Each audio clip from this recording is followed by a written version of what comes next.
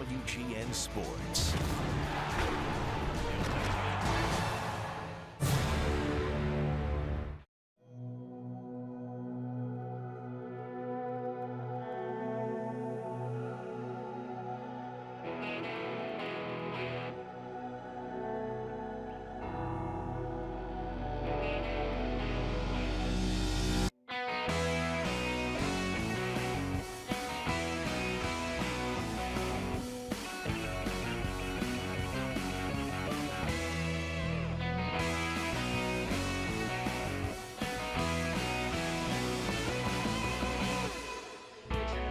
It's a beautiful day for baseball in Dodger Town. The Sox are on the road in Los Angeles tonight to start a two-game series against the best team in baseball, the Los Angeles Dodgers, in interleague play.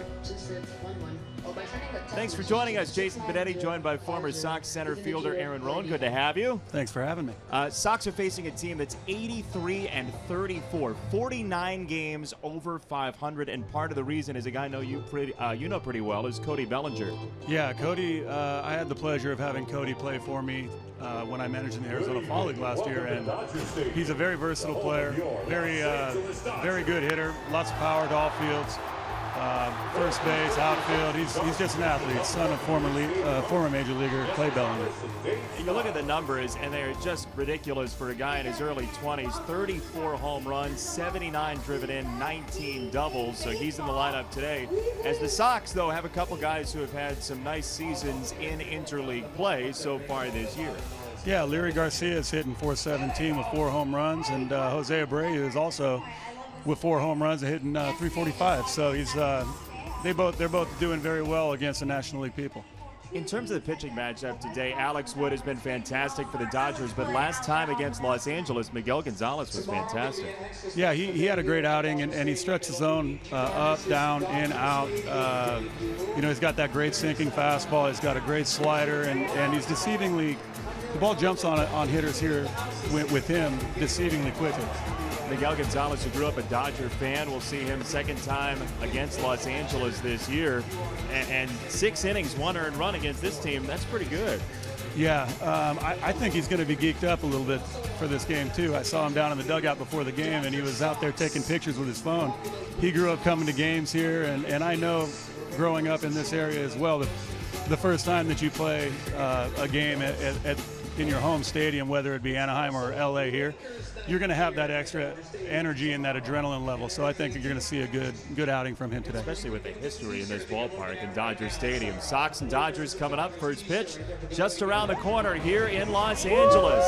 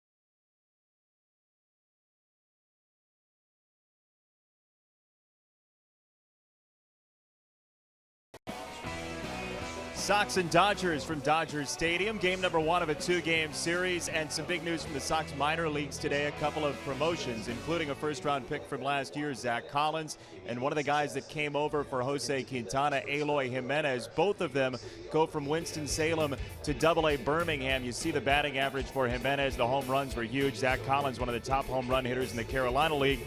But really, he was working on his ability with pitchers. We talked to him in spring training about the way he approaches hitting the strike zone and using the strike zone with his pitchers.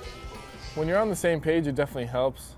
When a guy's not standing up there shaking you off 4 times every pitch, but also just pounding the zone. I mean, I think the biggest thing in baseball is to pound the zone as a pitcher and kind of get ahead guys, and it's tough enough to hit already, and when guys are throwing 95 with nasty sliders and stuff, I mean, it just makes it that much harder. But to me, when guys just get up there and are aggressive and pound the zone, it just makes it really easy. That's Zach Collins. You saw Eloy Jimenez in the Arizona Fall League. What are your impressions?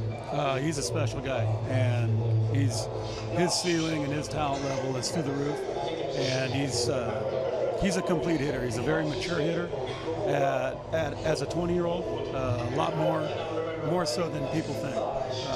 And I think his defense out there too is a lot better. I was very impressed with his footwork and how light he was on his feet and his agility in the outfield for being such a big guy. Jimenez and Zach Collins, we certainly hope to see them at some point down the line with the White Sox, and a good sign they're heading to Double-A Birmingham today. Sox and Dodgers coming up from Dodger Stadium.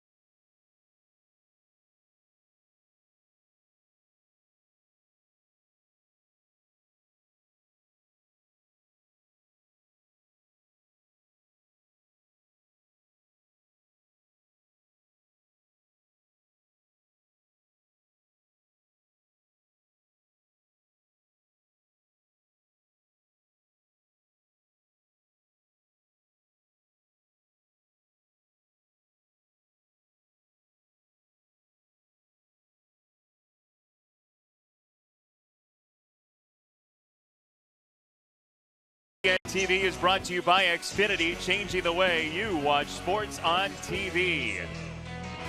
Sox at Dodger Stadium, and time now for the White Sox Dunkin' Donuts lineup. America runs on Dunkin'. Tim Anderson up top against the left-hander today, then Saladino and Abreu.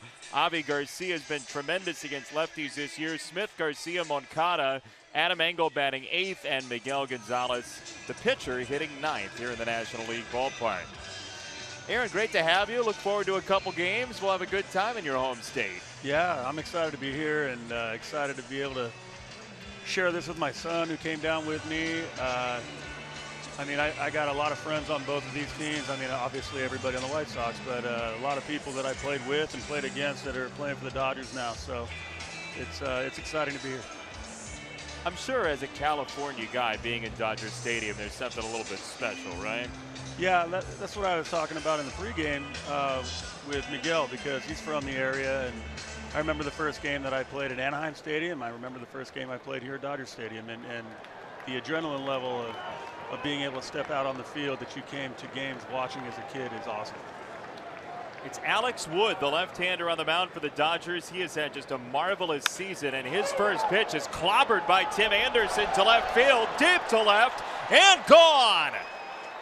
Wow, that's called ambushing. Woo! Tim Anderson with home run number 14 on pitch number 1 against one of the best pitchers in baseball. It's 1-0 Sox. A lot of the time, the pitchers are trying to get the first pitch across the plate to the leadoff guy, and if you're comfortable and you're feeling good enough at the plate that you can get on that first one, it's a good way to get on the board early. Well, Tim Anderson this month has had one of his best months of the year. He's slugging .635 since August started, and he has the Sox on the scoreboard early. First pitch, a strike to Saladino. That just changes the feeling in the dugout too, doesn't it? A first pitch home run. Absolutely. And I mean, when you're up 1-0 and you don't even have an out yet, I mean, that's a good feeling, and not only for the pitcher but for all the rest of the guys too, because that just builds confidence. Show you the Dodger defense while we have a moment with the Sox double parked so far tonight. 3 pitches, 2 batters. Taylor in left, Peterson in center, and the great arm with Puig in right field. Turner at third, Seager, the talented young shortstop. Forsythe over from Tampa, and Bellinger at first with the catcher Yasmani Grandal for the left-hander Alex Wood at age 26. The Dodgers have lost 1 game he's started since the end of April. Wow. He's really got a lot of good pitches, and he keeps hitters guessing.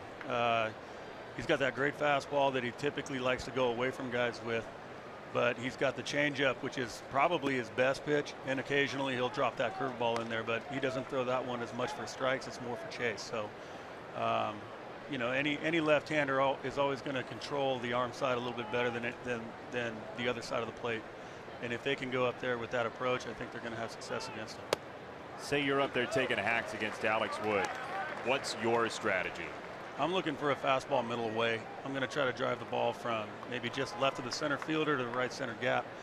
It'll keep you on the changeup and give you an opportunity to be able to stay on that pitch. Whereas if you look in, if he expands in, you're going to typically chase, and then you're not going to be able to be in position to be able to hit the off-speed pitch. 2 balls, 2 strikes on Abreu, and for Tim Anderson, RBI number 40, home run number 14. Sox trying to get in the win column against the Dodgers, who they've played very well against in interleague play, as Abreu goes the other way for a base hit. That's a great piece of hitting right there. The ball's middle in, but like as we were just talking about approach-wise, if you're going in that direction, if you can keep your hands inside the baseball, you can get hits that way, and you can muscle balls over the infield, and you can shoot the ball through the 4-hole. So it just gives you the opportunity to cover more pitches, which Jose is very good at. We've seen that over the course of time. As we take a look at our picks to click for tonight, Aaron adopts Steve's second place. You have 16. Congratulations. You did a lot of work for that. You're going Adam Engel today. Cruz got Saladino. I've got Kevin Smith, and the fans with Avi Garcia. You can vote online, whitesox.com/picks. I had to go with the center fielder. Of course you did. Of course, especially Adam, because I love him to death. You've known him for a couple years, right? Yeah, I met him 3 years ago when I came to spring training as a guest instructor before I got hired on full time. So, you know, the way he plays the game, the way he goes about his business, whether it's shagging and batting practice or doing drills, the way he runs the bases, I mean, I fell in love with the guy right from the get-go. I'll check the rules, but I don't think you win picks to click shagging and batting practice. Well, there's a reason he's as good as he is during the game, because he does all of that work during BP. That's true. That's true. There's a strike to Garcia. Ball and a strike, and you've seen over the last couple years Avi Garcia and some of his struggles, and then this year he has just been a wonderful talent for the Sox. You know what? He's really cut down on the strikeouts, and I think his approach at the plate has gotten much better. I think Trick and all the hitting coaches and Sparky and those guys have really done a good job of making him understand that he doesn't have to try to overswing to hit the ball out of the ballpark. And when he tames that down and calms that down a little bit, he's much more able to make more contact, and as big and strong as he is, he's going to have success with it. That was one of the things Ricky Renteria said at the very beginning of spring training. He said, look, you don't have to hit home runs. They'll come, but you don't have to try to hit home runs. As there's strike 2. 2-2 to Garcia. Sox facing a Dodger team that has the best ERA in Major League Baseball, and it's not close. They've got a 3.12 ERA as a team. Their starting staff is amazing, and they got the great back end of their bullpen as well. So, I mean, it's always tough to score runs against this pitching staff, and for Timmy to get on that first pitch and ambush him does a lot of good.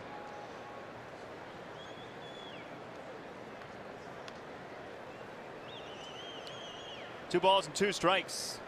Abreu at first. Tim Anderson a home run already, as Wood just misses 3-2. Yeah, he's trying to get in there, and I think this ball's barely in off the plate. But one thing that I always talk to a lot of the younger guys about later in my career was when you watch TV, you can see the angle that the camera's on, and it's at an angle off to the right-hand side of the mound. Well, if you bring that camera back around, even though it looks like it's on the inside corner, when you bring that camera right behind, it's actually in. This one fouled away, and a nice play by Nick Capra, back from surgery. Very spry. He's feeling good right now. That's right. He told me this afternoon that he's in a lot better place. He was in a lot of pain before that. And you know Nick too, while he was on the shelf and not able to coach third, he was itching to get out there. Oh, guaranteed. Nick was my AA manager in Birmingham when I was coming through the system, and what a wonderful guy. I mean, really baseball person. 3-2. That's called strike 3. Alex Wood with his first strikeout tonight for out number 2 in the first inning, as we take a look at our Ryan Kelly home field facts. And they're not good to come here to Dodger Stadium because they're 49-14. Their teams, the Sox are one of them, looking for their 49th win of the season overall. 2.85 ERA at home. Ryan Kelly, the HomeLoanExpert.com, presenting you those home field facts. And you educated Chase Utley on their home record before the game today, and even he was surprised at how good they've been. At this point in the season, to have only lost 14 games at home, I mean, that's beyond amazing. This is not a place that you want to come and play this team this year, especially if they have home field advantage in the playoffs. Aaron, they've lost 5 games since July 4th. That's just ridiculous. That's ridiculous. I mean, they're clicking on all cylinders, and talking with Chase, he said the same thing, and it's contagious.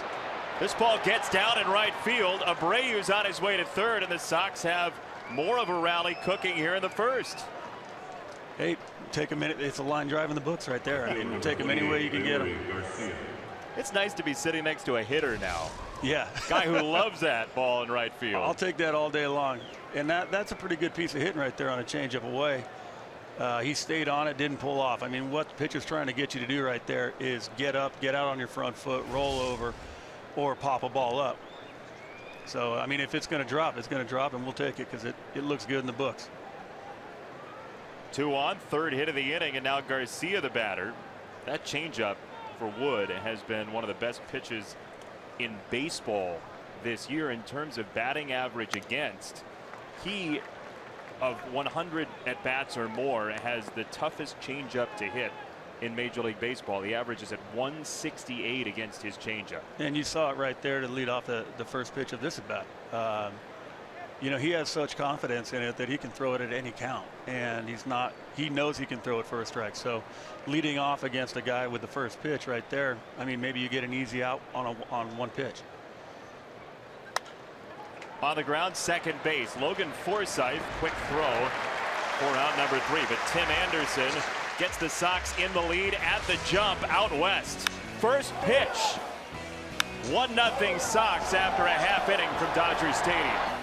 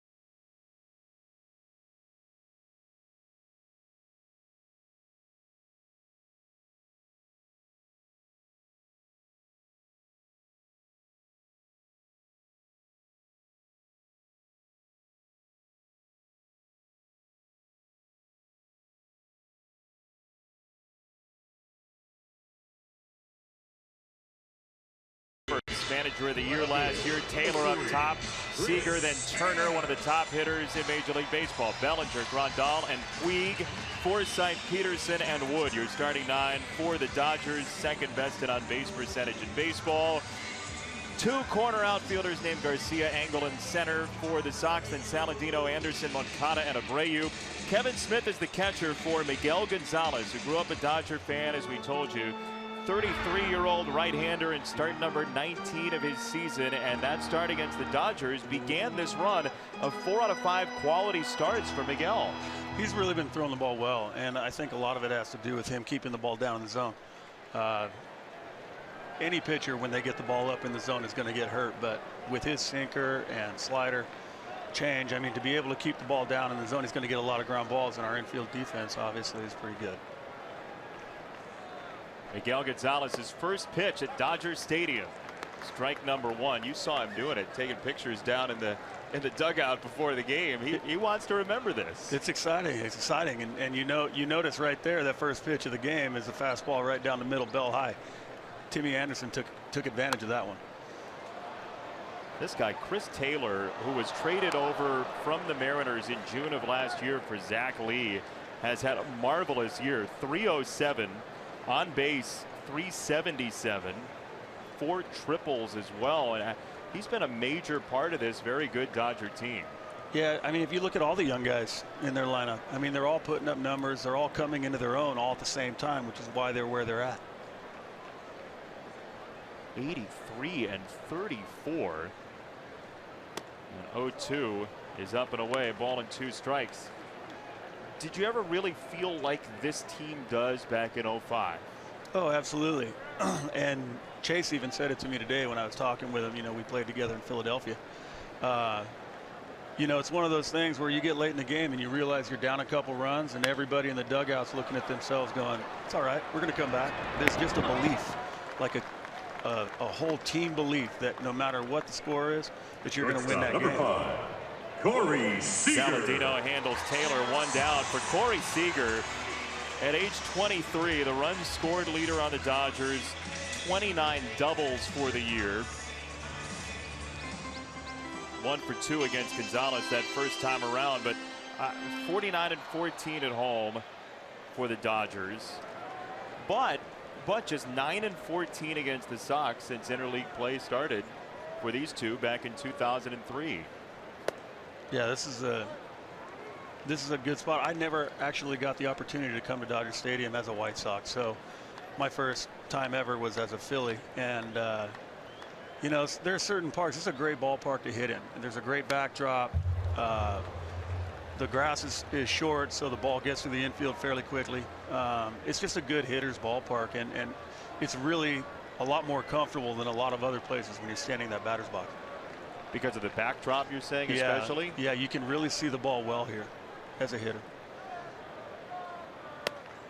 1-1 is in there for a strike, a ball and 2 strikes. We saw the shift that the Sox are playing, and it was just coming into vogue. The shift was as you were finishing up your career. Well, I actually saw a lot of it because Ryan Howard, who I played with in Philadelphia, they shifted. He was one of the first guys. Him, Barry, Ryan Kolesko. They were guys that a lot of teams ran the shift on, but there was only a certain few guys. Now, with all the numbers and sabermetrics and everything, you know, everybody's running shifts on. Seems like almost everybody.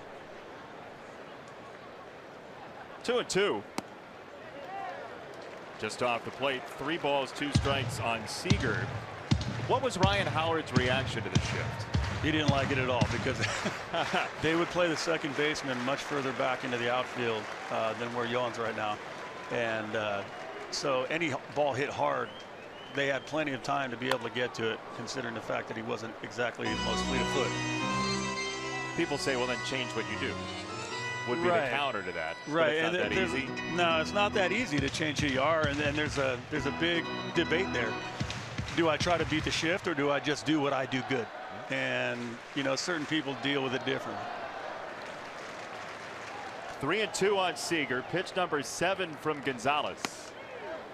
Called strike 3. Got the outside corner. And there's the command from Miguel Gonzalez we were talking about, out number 2. Yeah, that was a well-placed sinker right there. You see him just go down right off the outside corner, and or right on the outside corner, I should say. When he's got that kind of control, I think it's going to be a very difficult night for the Dodgers, and hopefully with the adrenaline level and the focus level that he's got going, coming back home and playing, if he can do that, we're going to be in good shape. He said he's been, as a kid, to about 20 Dodger games in his life, but this was the place that he would come when he went to a baseball game. He said, look, you know, we didn't have a lot of money, so I was basically a bleacher guy in the outfield, or the upper tank above the level we're on in the blue seats. That was where I spent my first game as a kid at 6 years old, was in the blue seats here. Is that right? Yep, Dodgers-Giants game. Candy Maldonado hit a home run. Of course he did. Of course he did. No, it was the bleachers can be a rough place, though, out there. I mean, playing in the outfield out at Dodger Stadium, you're going to hear a lot of stuff. They wear you out a little bit? Oh, a little would be an understatement. My grandfather sat out there when I first came here for my first game as a Philly, and somebody hit him with a hot dog. Come on. I swear to God. He had a Phillies hat on, though, so I guess, you know, they figured he deserved it. Yeah, but I mean, you got to represent your young man that you're rooting for. I don't think anybody knew he was my grandfather, though. That's why. 2 strikes on Justin Turner. To right field it goes, and what a season Justin Turner has had. A beautiful 2-strike stroke for a 2-out single. That's just a great job with 2 strikes. You notice the sinker in, and I mean, he's staying with his approach back through the middle, regardless of whether he gets jammed. But if you can, like I was saying earlier, if you can get your hands inside that ball, you got a chance to get hits, especially with 2 strikes. He's a .346 hitter this year, which is second best in baseball. But Aaron, he's a .294 hitter with 2 strikes. That's very tough to do. Well, that just tells me that he's got a great 2-strike approach, and I've known Justin for ever and ever. He was the bat boy at Cal State Fullerton when I was going to college. He didn't have the beard then. He didn't have the beard then, no. But everybody just calls him Red because he's with the red hair. But I mean, he was a great hitter. He went to Cal State Fullerton, was a great hitter there. But he's just got a really good 2-strike approach that gives him opportunities to get hits. What do you think changed for him, though? I mean, he was a fine hitter, and now he's one of the best hitters in Major League Baseball. I think every hitter over the course of their career, it could be whether it be in the minor leagues or like in his case, he made it to the big leagues, but then found something. And once you find that it for you, typically you end up getting locked in, and you understand what position you need to put your body in to be able to square more balls up and be consistent at this level and make adjustments. And for him, he found something that worked for him, and he's taken off ever since. What was that it for you? For me, Greg Walker as our hitting coach here, and teaching me what he described as the inside move. And it was less of a spin as more of a directional, you know, lower body directional move that's going to put me in the best spot to be able to handle the most pitches. And after I figured that out with him, that was when my career started taking off. 3-1 to Bellinger. Turner at first, and Bellinger swings through a breaking ball. 3-2. That's a really big swing and a really nice pitch. 3-1. Obviously, he's thinking I'm going to get a fastball in this situation because he doesn't want to walk a base runner into scoring position, and pulled the string on him through that breaking ball. To the guy who's third in the majors in home runs, 34 of them, behind only Stanton and Judge. And that was after missing a month and a half of the big league season. That's right. Ball 4. Bellinger's on. Turner to second. Fans come together for Beatles night at Guaranteed Rate Field on Monday, August 21st, as the Sox take on the Minnesota Twins. Purchase this ticket package to receive a game ticket and commemorative Beatles White Sox hat. Visit whitesox.com/Beatles to get yours today. Beatles played here. It was their second to last live concert, August 28th, 1966. Wow. Where was their last one? New York? Or was it Candlestick, San Francisco? 2 on, 2 out. Yasmani Grandal in the air. Moncada from second gives it to Garcia, and there is out number 3. The Sox survive a late Dodger rally in the first. 1-0 Sox with the lead after 1.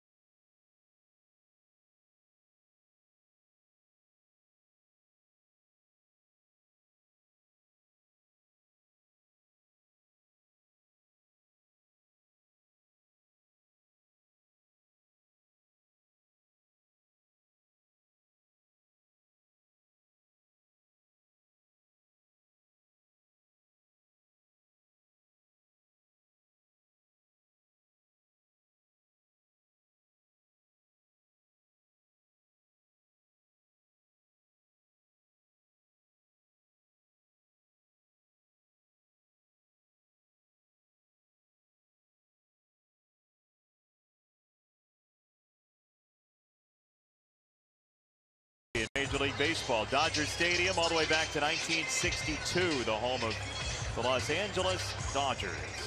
And it's really strange to come here and not have Vin Scully be in the ballpark, isn't it? Oh man, yeah, he was awesome. And growing up out here in Los Angeles, I mean, he was the it. You know, when you listen to a baseball game, you wanted to listen to him. He always had like information on guys that nobody else did. I mean, even as a player, he had information on me that I had no idea was anywhere to be seen. Is that right? Yeah, I don't know how he got that information, but it always amazed me. Did you notice an unmarked car following you for a week or so before the series?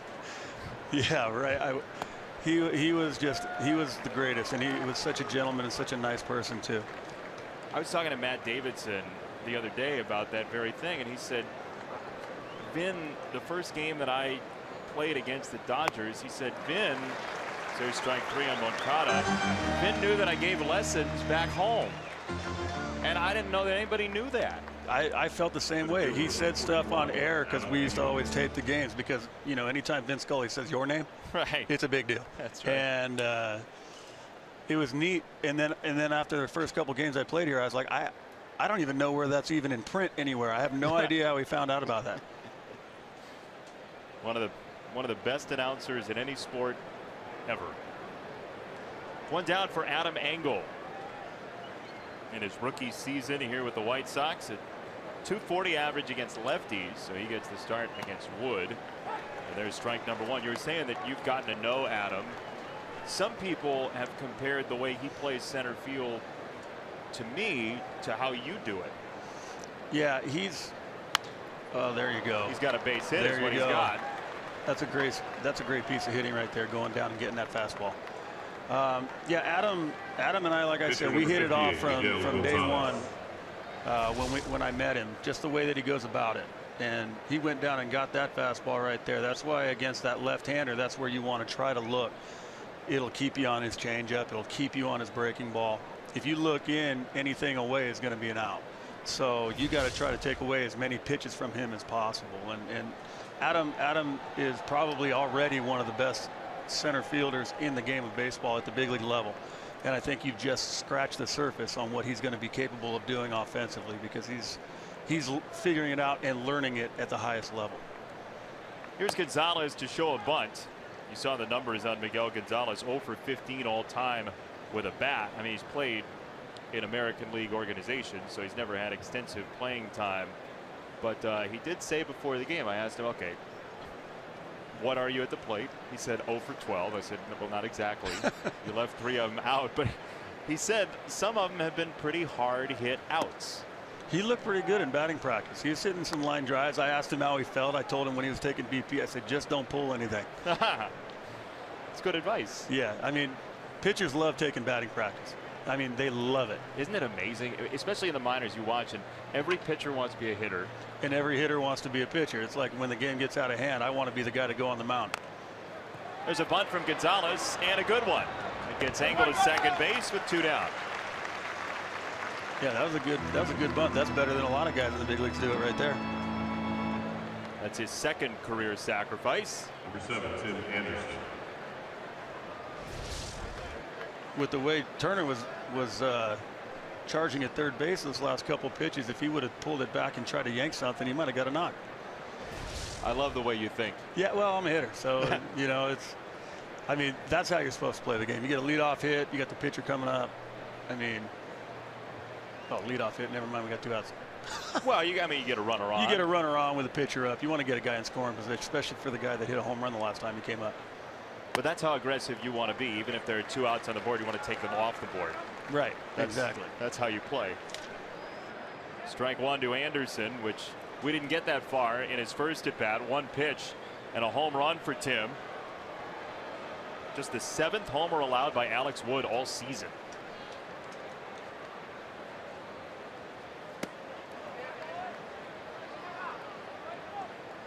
After he got that first fastball, I'd be interested to see how many he's going to see this at bat.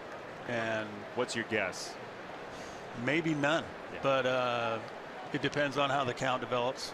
But I think he's going to try to get with an open base right now at 2 outs. He doesn't have to pitch to him.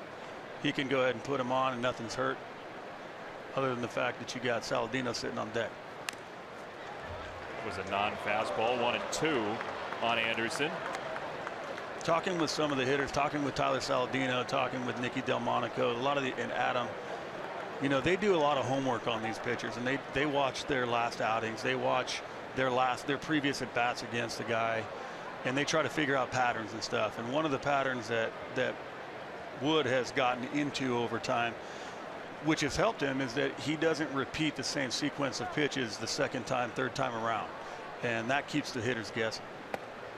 Fastball in to move the feet, and that's exactly what he wanted to do with that pitch. He was not trying to throw that pitch for a strike. He's trying to back him off the plate to keep him honest, so that more than likely he's going to throw something off speed away. I mean, that's where the percentages lie. So maybe a changeup down and away, a backdoor breaking ball with 2 strikes, which he likes to do. I'd be surprised to see a fastball here, but again, you know, it depends on what he thinks that the hitter is trying to get onto. And whenever you see a pitcher move the batter's feet like that, typically they're trying to set him up for another pitch to get them out.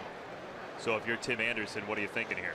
I'm going to try to hit a line. I'm going to look for a fastball middle away and hit a line drive at the right fielder so I can stay on the off speed. It was off speed, and it's a bouncing ball to third. Turner to first, and the inning's over.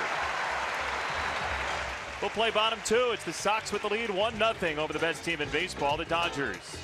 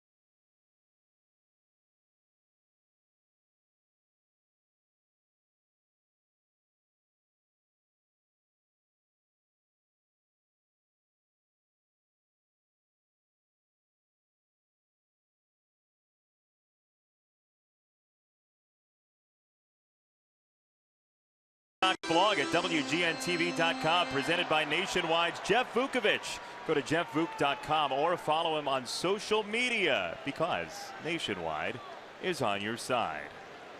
Miguel Gonzalez to Yasiel Puig to begin the bottom of the second inning. And there's strike one from Gonzalez, who is once again a father. Congratulations to Miguel. I wish I would have known that. I didn't even know that when I saw him in the dugout today.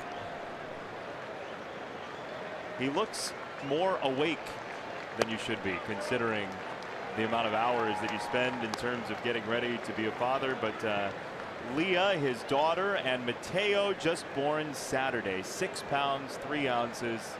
Everybody's healthy and happy, and congratulations to the Gonzalez family. Yeah, give him a couple weeks and then see what he looks like.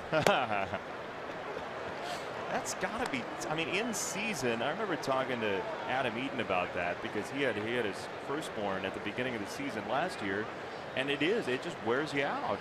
Absolutely. I had my wife Marianne and I had our first child, Tatum, my rookie year, August 10th. And so for the last couple of weeks, 2 months of the season, there was no sleep. So I used to get to the ballpark at like 10 a.m. and I would sleep on the couch after being up all night and tell Konerko when he got to the clubhouse to wake me up. Is that right? Yeah. 2 balls and 2 strikes. Up high with a fastball for strike 3, and Puig goes down at the hand of Gonzalez. 1 away. Second baseman, number 11, Logan Forsythe. Sox fans commemorate the Hall of Fame career of Tim Raines by purchasing a limited edition Tim Raines Hall of Fame dual bobblehead. This unique keepsake includes action shots of Tim's likeliness as the White Sox and Expos player. Rock bobbleheads are just $40 each and available while supplies last. Visit whitesox.com/rockbobble to get yours today. What a great guy. Rock? Oh, he was great. He was our first base coach here when I was here, and I mean, what a wonderful human being that guy is. Hard hit on the ground, a base hit for Logan Forsythe, who's just an on-base machine. And he's on with 1 away. But again, congratulations to Miguel and his wife Lucia and Leah and Mateo. And for Miguel Gonzalez, what a week. You know, you get to pitch at Dodger Stadium. You're a father for the second time. And he's been pitching his tail off the last month. Got the win against Houston, helping the Sox to that sweep against the Astros. It's all a whirlwind at this point for him. I mean, this is just like the icing on the cake after having your daughter born and then getting to pitch in the ballpark that you got to grow up coming and watching games at. 1 on, 1 out, Jock Peterson in the 8th spot with the pitcher Wood next. And there's strike number 1 to Peterson, 25 years old, hitting just .216, but the slugging percentage is well up there at .420 with 17 doubles and 11 home runs. Yeah, he's a great young talent and a heck of an outfielder as well. So I think everybody in the Dodgers organization was excited when he got here, and I mean, he's got a long career ahead of him. We've got Adrian Gonzalez coming back likely at the end of this week, and so the question is, where does everybody play? You got a logjam with a lot of talent. I mean, that's a good problem to have for Dave Roberts in the dugout down there.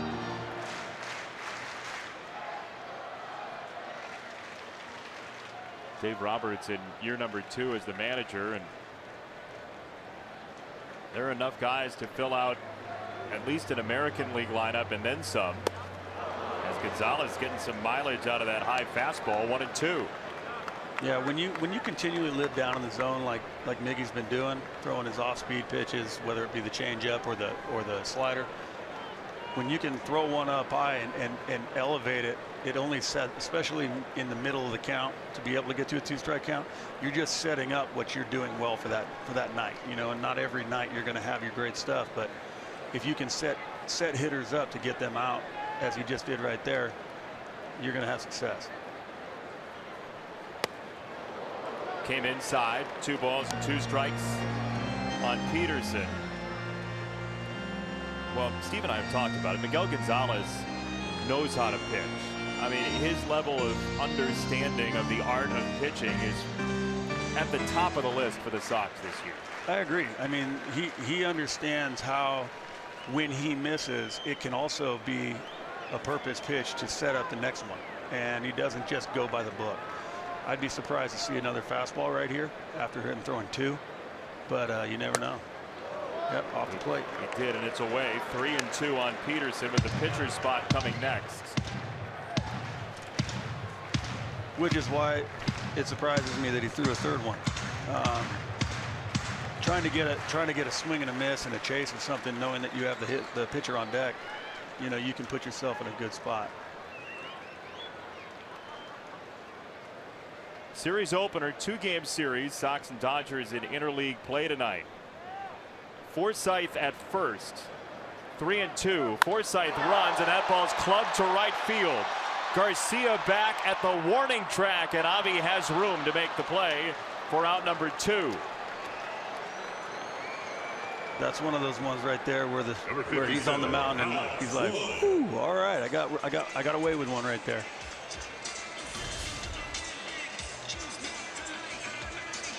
Can of corn for Avi right there. Knowing where the fence is, knowing where the warning track is. I mean, Avi's really come a long way as a defender in the outfield. You just dropped a can of corn, by the way. You must be a Sox guy. Well, I've been listening to Hawk for a long time. Haven't we all? Yeah, but I mean, I was really impressed with Avi, not only offensively but defensively, especially with the effort of what he does work-wise. You know, he's constantly trying to get better as an outfielder, and he wants to be the best out there. He's got a great arm. He's got a great attitude. He's got a great idea about what he's trying to do. And he's really done a great job out there this year. How much have you gotten to work with these guys in the majors close up? I know you're roving and looking at the outfielders in the minors, but in terms of Avi, how much have you gotten to see him one-on-one? During spring training, Daryl Boston, who does the outfield stuff for the big league club, he and I go out and we do early work and do outfield drills with him and stuff. And Avi's always been one of those guys that wants to get information, so he's always asking questions, and that's as an instructor and a former outfielder, that's cool. He made the catch that certainly helped the inning end. Ground ball from Wood, 1-0 Sox.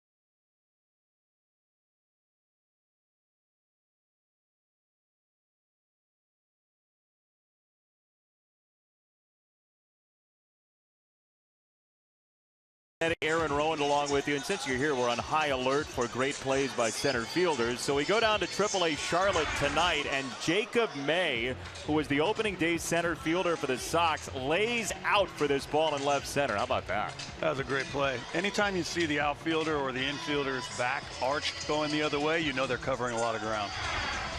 What was your favorite catch that you had in your career? Was there one that stands out as you think about it?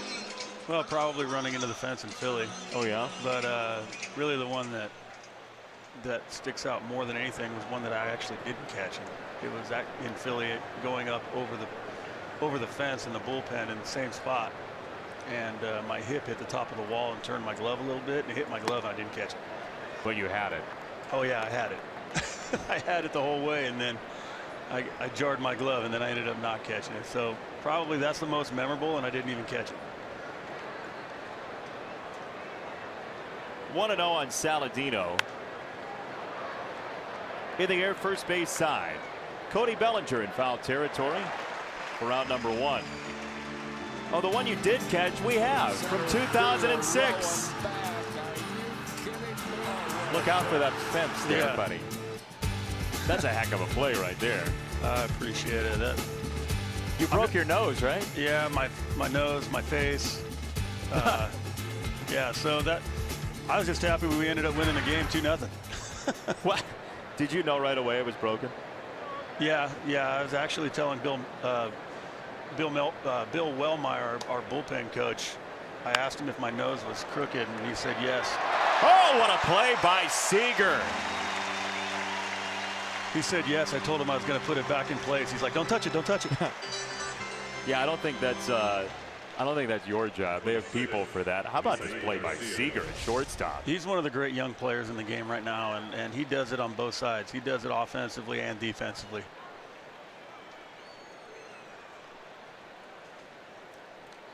They have that Players Weekend coming up at the end of August where you get to pick the nickname on your jersey.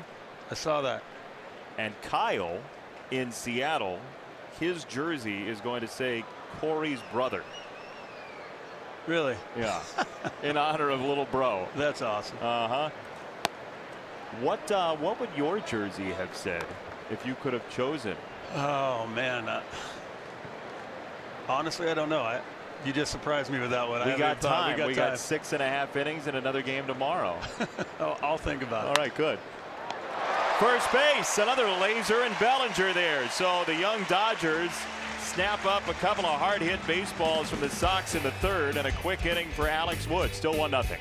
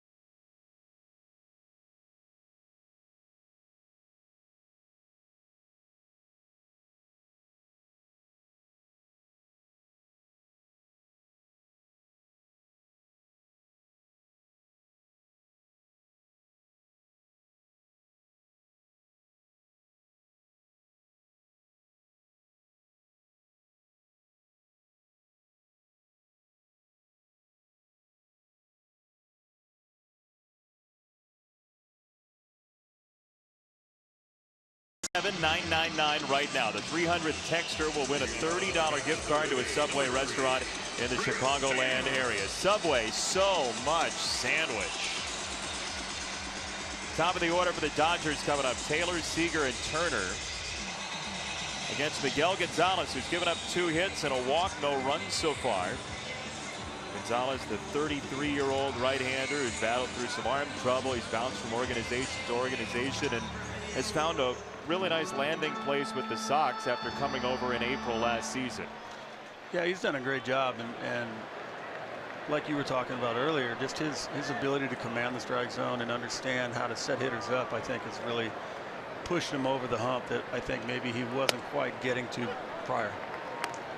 He's got strike one to Taylor. Best pitch in baseball, strike one. It just allows you to set up everything else that's going to come after. Miguel Gonzalez, who is of Mexican descent, in 2005 he was playing winter ball down in Mexicali in Mexico, and one of his teammates at the very end of his career in Mexico was the legendary Fernando Valenzuela. Fernando was 45 years old at the time, and Miguel says, look, I never got to watch him play live at Dodger Stadium, but my dad talked about him all the time, and just getting to watch that screwball that he threw and everything he meant to the Dodgers, getting to play with him was one of his great treasures in baseball. That's awesome. I remember watching him pitch here, and I still talk to other people about how difficult it was to hit that screwball, because nobody really throws it anymore. Anderson to first, and there's out number one. Fernando doing some Spanish language radio for the Dodgers as well. And I was here last year working with ESPN, and we were doing a show having to do with the history of Mexican baseball. And Fernando came on for about an inning and a half, and not only is he a great pitcher and a great ambassador for the game, he is hilarious. He's as funny of a guy as you're going to run into. That's great. I mean, I know from talking to some of his teammates that played with him that I've gotten to know over the years, everybody loved him. It wasn't just the fans. His teammates loved him as well. I mean, he created, you lived it. You saw some of the life in this ballpark, and people still remember Fernando, but he created a whole Mexican fan base for the Dodgers. Him and also Hideo Nomo. When Hideo Nomo came here, I mean, the fan base expands. Yeah, I mean, it's huge, and the Dodgers have always done that, and they've always brought those guys in. You can understand the nerves that Yu Darvish had coming here after Hideo Nomo had already pitched it. 0-2 on Seager. And he fouls it away.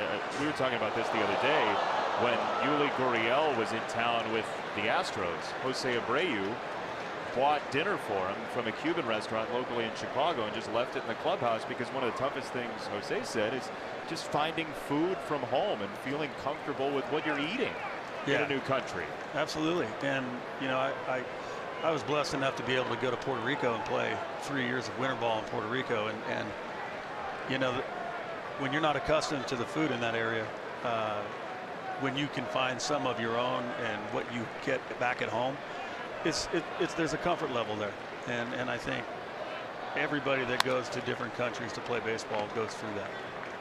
You saw Darvish, who was a late addition to this Dodger team. I mean, at the last second, they thought they were going to have Zach Britton. That broke down, and then within the next hour, Yu Darvish was on the block from Texas. John Daniels made a phone call here to Los Angeles, as the story goes, and Darvish suddenly becomes a Dodger. And there, Seager beats the shift to right field. He's going to test Avi Garcia, who is fading away. It's a bowling ball to second that pops in the air, and Seager, busting it out of the box, gets himself 2 bases. Yeah, that was a good bit of base running right there. Knowing it was going to be close, knowing Avi's got a great arm out there. Avi probably could have got a little bit better throw off had he done a reverse pivot to be able to change his direction. But when you watch him turn forward this way, he's still going towards the foul line, and you're not going to be able to get as much on your throw as if you do a reverse pivot and then drive your body and your momentum towards the bag that you're trying to throw to. He got rid of it quickly, and you got to give Seager credit for getting there. So he's on at second for Turner, who's now 4 out of 10 against the Sox this year.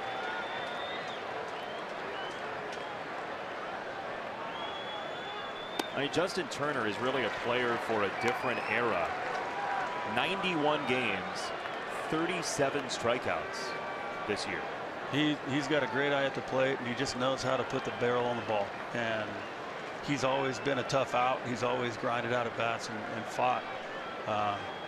But he's come into his own, and as a friend, you know, I'm happy for him. Hopefully he doesn't do much here, but I'm happy for him as an individual and a friend. Seager's not going to advance as he was getting back to second. We've seen the Sox a bunch of times recently run that pickoff at second base. And I'm not sure if it was or not, but it looked to me like it was a drop glove play where the catcher drops his glove, and then as he recognizes the second baseman coming, and then the pitcher's watching the catcher. As soon as he drops his glove, he's going to turn and fire. But the hard part is that you haven't looked and picked up where your target is, which is why sometimes that happens.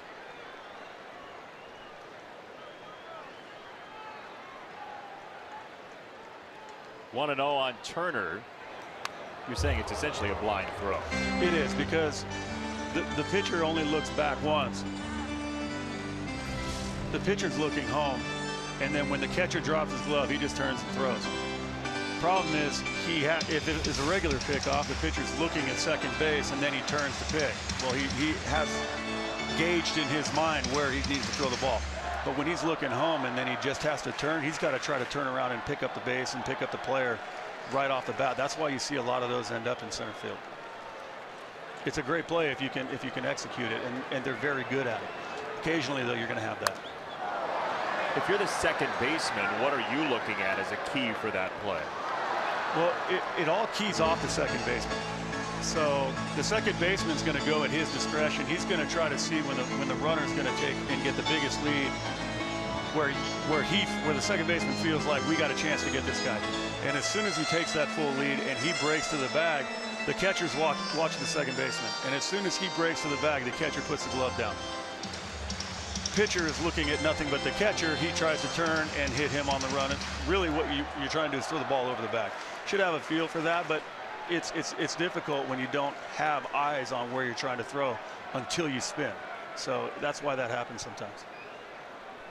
Seager at second, 1 and 2 for Turner, and he takes outside. 2 balls, 2 strikes. Dodgers with the second best on base percentage in baseball because they've taken more walks than anybody. 476 for the year, by far the most. Yeah, Justin's got a great eye at the plate, and he always has it, even since college. Turner into the night sky here at Dodger Stadium. Adam Engels underneath, and 2 down. We were talking about that ball that went deep to right. Number 35, Cody Bottom of the Bellinger. 2nd inning from Jock Peterson. And you said to the players pregame what about how the ball carries in this stadium? Yeah, during the daytime at Dodger Stadium, the ball carries very well. And you can see it during batting practice. Ball jump out here when you get it. But as the night comes down and the air starts to get a little bit heavy here in Chavez Ravine, sometimes even depending on how humid it is, you'll get dew on the grass by the end of the game. So the nighttime, the ball doesn't carry near as well. 2 down, Bellinger.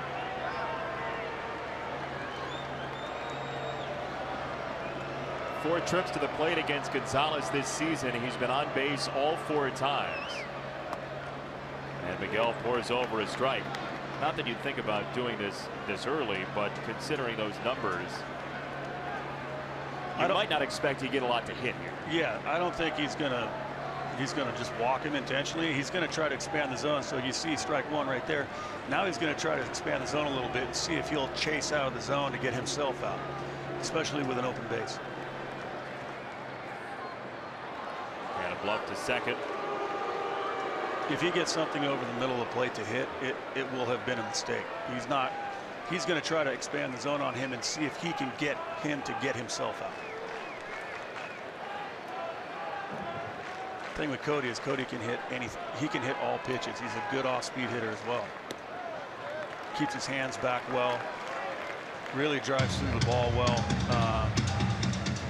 I mean, he can get the fastball, he can get the changeup, he can get the breaking ball. So you got to be careful with how you're going to pitch him. And if you walk him, that's fine. Nothing hurt. And then you deal with Grandal after. Ball and a strike. Just off the plate, 2-1 on Bellinger. Miggy did a great job against Justin right there, going up and in with that little sinker, and he was just slightly late, which is why he missed it and popped it up. But right here, after a couple off-speed pitches, maybe you show him something in off the plate, and then go back to the off speed. He did, just inside, 3-1. So rather walk him right now than give him something he can do some damage with. So you're saying this is not going to be a fastball in the strike zone here? Well, unless it's a mistake. Right, right. Seager at second, 2 out. 3-1 from Gonzalez to Bellinger. Inside, ball 4. No harm done. Second walk for Bellinger, and here comes Yasmani Grandal. That was a very good at bat by Cody right there, understanding the probabilities of him coming at it. So he didn't expand his zone. He didn't chase pitches to put himself in a 2-strike count. And then now Miggy's got him, you know, right where he wants him. So that was a good at bat just by him understanding that he does have an open base, that he's probably not going to give me something to hit. So I'm not going to give him anything from me to put me in a bad position count-wise. Seems like young players are understanding that earlier and earlier, just with all the training they have in the game and all the travel ball too. I mean, there are some young players who seem like they're just well beyond their years, and Bellinger is one of them. Yeah, and I think a lot of that has to do with the player development within the organizations. I think a lot of that has been communicated to them over their time in the minor leagues, where I don't think previously or years back that they really talked much about pitch sequence and what he's trying to do to get you out, depending on what the situation is, the score of the inning, who's on base, all those sorts of things. And it was more about mechanics. And now I think it's starting to broaden a little bit. And I think a lot of organizations, including ours, are talking about, okay, we know mechanics now, we know what you need to do, but now how is he going to try to get you out? And understanding the situation will really, a lot of the times, dictate how that guy's going to throw to you. 0-2 in the dirt and blocked by Smith, and a lot of that, I would imagine, is with how much video is out there and how many sequences you can watch before you're at bat, right? Absolutely. There's, especially at this level, AAA level, they have quite a bit of video of all those guys. A lot of them are with MILB TV and all that. They have a lot of video. So AA, AAA, a lot. A ball and down, it's not quite as much because not as many games are televised. 2 on, 2 out, 1-2 from Gonzalez. Ball's hit well to right field. Avi on the run toward the corner. He goes. Avi leaps, and he is there. Great catch. Good jump on that ball too. Avi Garcia, we talked about it. He's trimmed down this season, and he flags down a ball that looked like it was destined for extra bases. Inning over, still 1-0.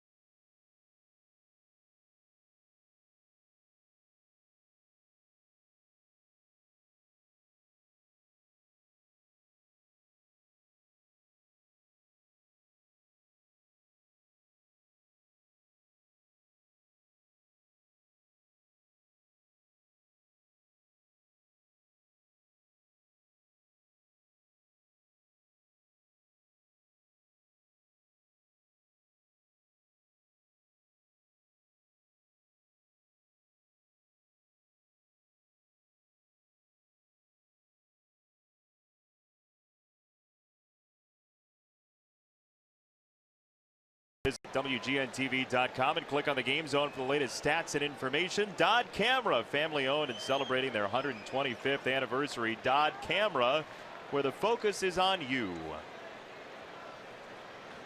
Smith, Garcia, and Moncada here in the 4th inning for the Sox in a 1-0 lead for Miguel Gonzalez. And the visitors, Kevin Smith takes ball number 1. Sox are on the board thanks to the first pitch of the game ending up in the left field seats. Tim Anderson, a solo home run, and that's all for the offense so far. Well, we've got a few knocks and taken some good at bats. We just haven't been able to put anything together. Dodgers have left 5 on as well.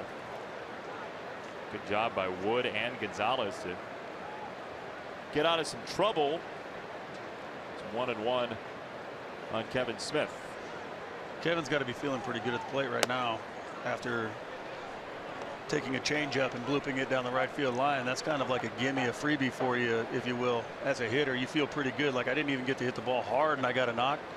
All right, I'm feeling pretty good the rest of the night. You feel like you have at least 2 in you, right? Exactly. On the ground at third, and Justin Turner for out number 1. This is the 20th anniversary of Tommy Lasorda's number 2 being retired. They honored him. And by the way, look who's right there behind him. It's the Whimperoo, Tom Paciorek. Wimpy, he's awesome. There's not much else you can say about that man. Well, both of them, Tommy Lasorda as well. But I love Wimpy. He is one of the nicest people and funniest one people. of the funniest people you'll ever meet. Ever. You could meet millions of people and he would still be at the top of that list. His laugh is infectious. Oh. His impersonations are pretty bad. Yeah. But the great part is he knows it. Wood off the mound, tries to float it there, and safe. Garcia beat it out. That's great effort out of the box right there, knowing that he smelled a hit right out of the box. And he busted it down the line right there. That's a rally starter right there. Gets a little backdoor slider. Especially with a left-hander, Wood on the mound right there. That's a tough play to try to make and try to turn your body. Put his head down right out of the gate. Yeah, he didn't give up any steps there. No, and you can get a lot of hits doing that. If you spend time watching the ball, though, sometimes you're not going to quite run as fast. Sounds like it's by experience every once in a while. Oh, there's nothing worse than getting thrown out by half a step when you looked at it a little bit too long. Here's Yohan Moncada to take ball number 1. What do you think of Moncada since you've seen him this year and maybe watching from a distance? I mean, the talent's through the roof. You know, going into Charlotte, seeing him play quite a bit. I mean, this guy is not going to miss too many fastballs. I mean, he's right on it. And all the work that Mark Grizzolonic did with him and Vance Law, who's our infield coordinator in Charlotte, whether it be turn double plays or footwork or whatever, like he really took to it and he really invested in what they were trying to get him to do. And I mean, he's come a long way defensively. Everybody knows he can hit, but he's come a long way. You see the way the ball jumps off his bat right there. I mean, from both sides of the plate, it's electric. Just behind Abreu in average exit velocity over that span. Garcia gets a throw at first. You look, and Yohan Moncada, if there's any pitch that he's seen more of recently, it's the changeup, the big league changeup. Right. What do you have to do as a hitter to see it better or hit it better? Really, the biggest thing is being able to lag to the ball, being able to keep your hands back, because you're going to get fooled body-wise. You're going to start drifting forward because you're in time with the fastball. And in order for him to have more success against the changeup, the slider, whatever, is going to be through the work that he does with Todd and with all the hitting coaches within the organization on being able to keep his hands back, as when you do get fooled, your body starts drifting forward and you still have everything left. But if your hands don't ever get there and stay there, if they drift forward with your body, now you're going to be out in front. And he's gotten much better at it, and I know they work tirelessly at it. And I think it's just a matter of time, because his talent level is through the roof. And what people don't realize is, even as big as he is, This guy runs like a cheetah, and it's amazing to see a man that big move as fast as he does. No International League catchers are sad to see him go, certainly. As he swings through that one, strike 3. Alex Wood with his 3rd strikeout of the night, and 2 down in the 4th inning. That's the hard part about the fastball. The closer the ball is to your eyes, the bigger it looks. And as a hitter, you have a tendency to try to offer at it. Here's where Alex Wood gets most of his strikeouts. That was a rare strikeout up for him. You see those strikeouts that are up and away to right-handers, but generally he's going downstairs for the punch out. And most of the time that's the backdoor breaking ball to a right-hander or a changeup down, and that's where he's going to get the majority of his strikeouts. 2 down for Engel. And there Wood starts him down for ball 1. He doesn't have an overpowering fastball, I would say, especially if you're sitting on it. But what he does is hit the difference between his fastball and his changeup and his breaking ball. The speed difference is what gets hitters out, because if you're going to bank on the fastball, it's going to be tough to stay back. So what a lot of hitters do is you end up kind of sitting in the middle, and when you sit in the middle, you're late on the fastball and you're out in front of the off-speed stuff. So that's a difficult thing. That one gets away from Grandal. Garcia to second base, and a wide turn there draws a throw. He's back.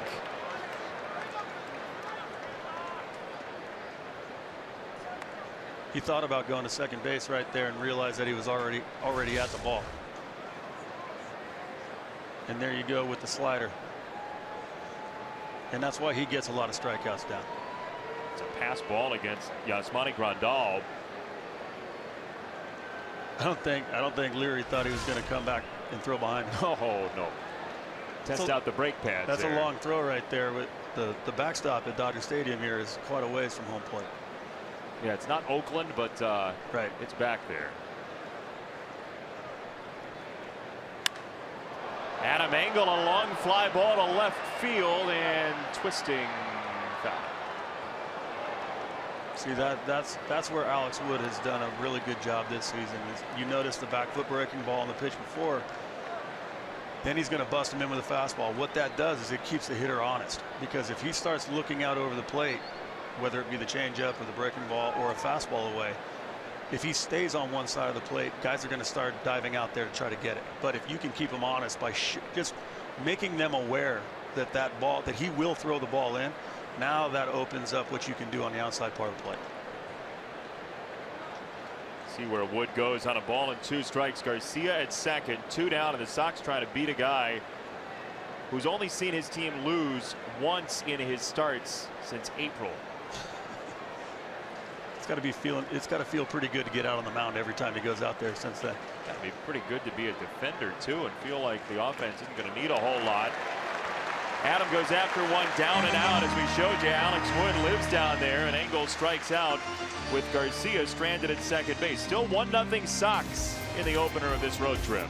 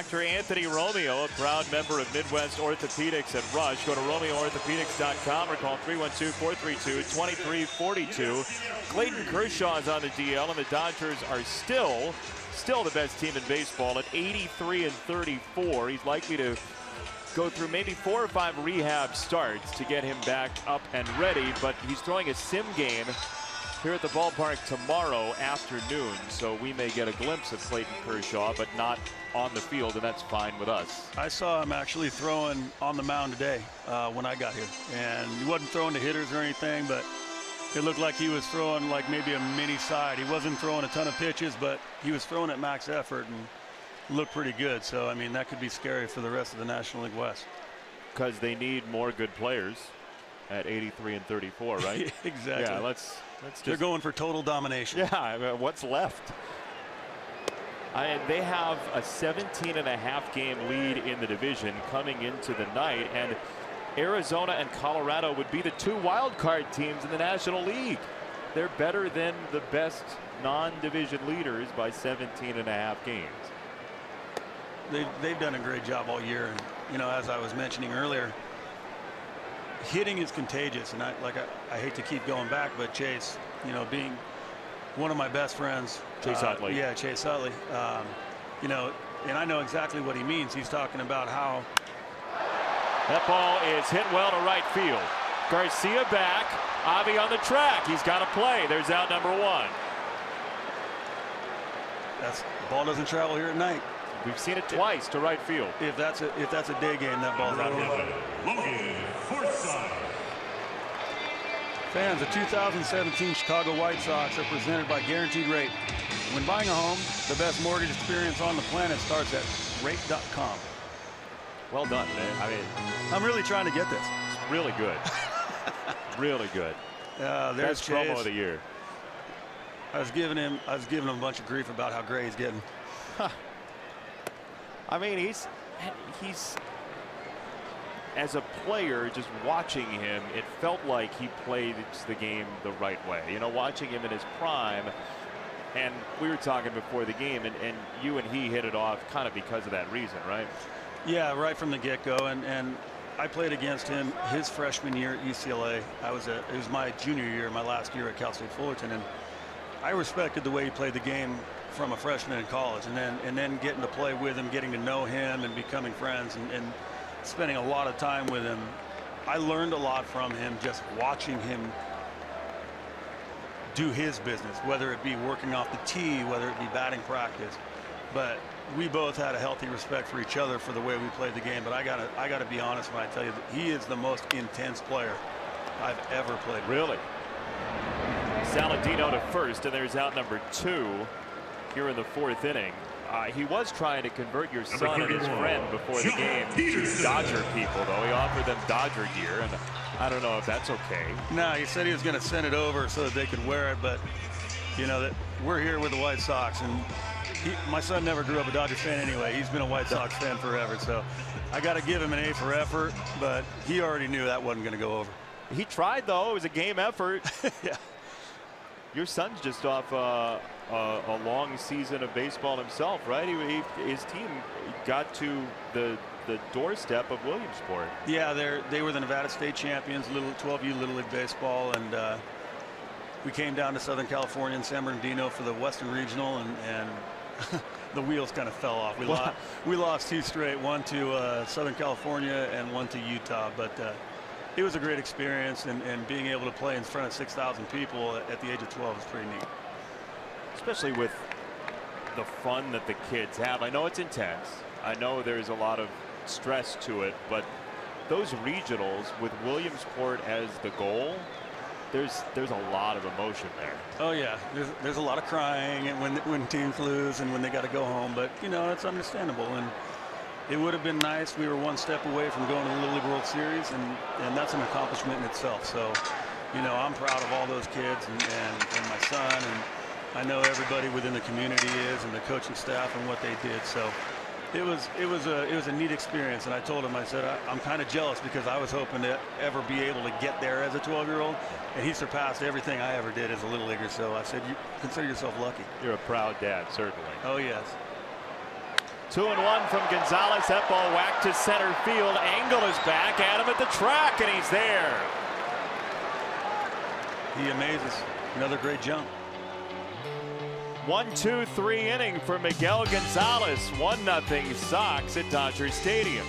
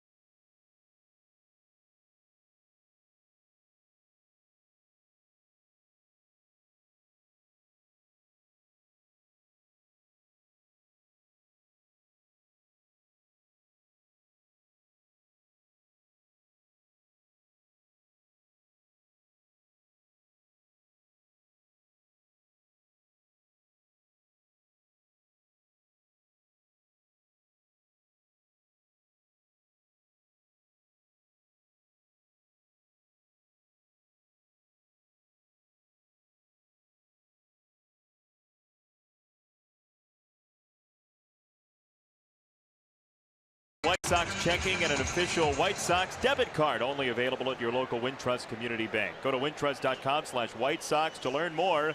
Member FDIC. Jason Benetti, Aaron Rowand along with you and our entire crew from Dodger Stadium, where the Sox have a 1-0 lead that's been up on the old tote board since the first pitch of the night. Tim Anderson with a solo home run, and the Sox have had the lead throughout. If Miggy wants to get his first Major League base hit, we're going to need a little better effort than that one. You can tell him that afterwards. I will. I want to see him get his first Major League hit. Again, he said like he's stung a couple baseballs in his career. It just so happens that he's 0 for 15. He looked, like I said, he looked good in batting practice. He was hitting line drives all over the ballpark. See if he can run into one. I don't know about 0-2. Oh, a breaking ball. Grounded to second base. Forsythe. Now that's not nice, right? You're 0-2. Right. Well, you know, it used to be, especially when American League teams, this is before with the interleague play where it happens so often now, where pitchers are getting more at bats. When it was just a week or two a season, you would see a lot of the National League teams just firing fastballs by the American League pitchers because they couldn't touch it. But now that they're seeing it, they're getting more at bats and stuff. They got to start mixing pitches up a little bit more. You got to be ready, yeah. So Anderson now. He shows bunt and takes a strike. Who's the worst pitcher you ever saw hit? Bury somebody. It's late. They're not watching. Well, Freddie's in Venezuela, so I'll say Freddie Garcia. Is that right? Yeah, Freddie was. We would be dying in the dugout when he would go up and hit. Sure, he was glad to bring you such pleasure. He would laugh at himself up there though too. He would miss balls by like 3 feet, and I mean he'd swing like it was a high fastball as a breaking ball in the dirt. I remember I was in Cincinnati as a fan. I saw John Garland's homer. Yeah. Swinging a little bit. Yeah, John could swing it. You know, Mark Burley wasn't all that pretty, but he would get some hits. He would get some hits out there. El Duque could swing the bat a little bit. But still, to this day, the best hitting pitcher that I've ever played with is Madison Bumgarner. I mean, he's got some sort of power. He made some of the position players feel bad about themselves. I mean, in batting practice, he would hit balls here that went 3/4 of the way up the bleachers. Come on. I swear, I'm not lying at all. He was He was something. He's just a big, strong kid with actually a pretty good swing.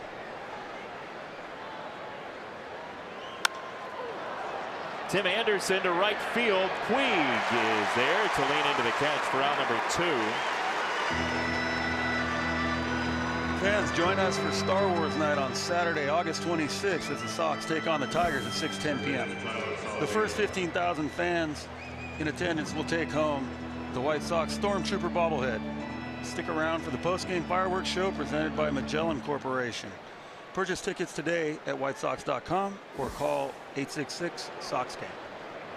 You are the best center fielder I've ever heard do a promo at Dodger Stadium on a Tuesday night. Well, that puts me in rare company, apparently. At least Hall of Fame numbers. To right field, and Yasiel Puig. And there is out number 3. 1-2-3 inning for Wood. 1-0 Sox as we're halfway home at Dodger Stadium.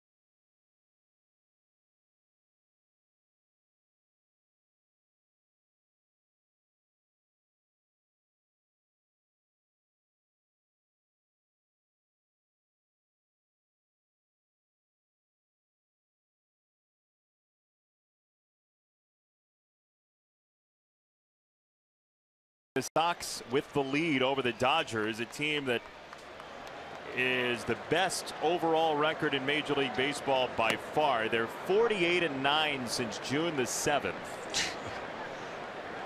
Best 57-game stretch in franchise history and the best in the majors since the 1912 New York Giants. Nobody has had a better 57-game stretch than these Dodgers dating back to 1912. And that list includes the 1906 Cubs, the Chicago White Stockings in 1885, and the St. Louis Maroons. I know you're a huge Maroons fan.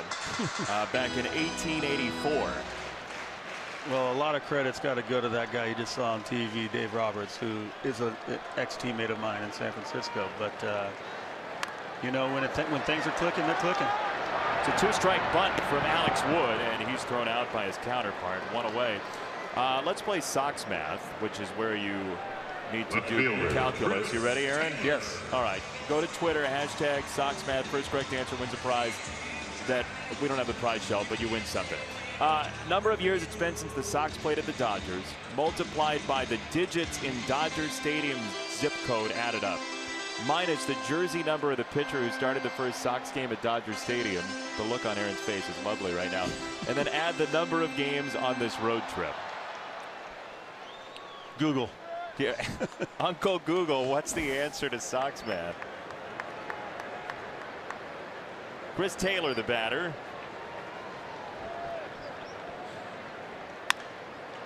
On the ground and foul, third base side, 0-1. You can see the movement on that pitch from Miguel. I mean, he's got it working tonight, and as long as he keeps the ball down in the zone, it's going to be tough for them to put together a bunch of hits to try to score some runs.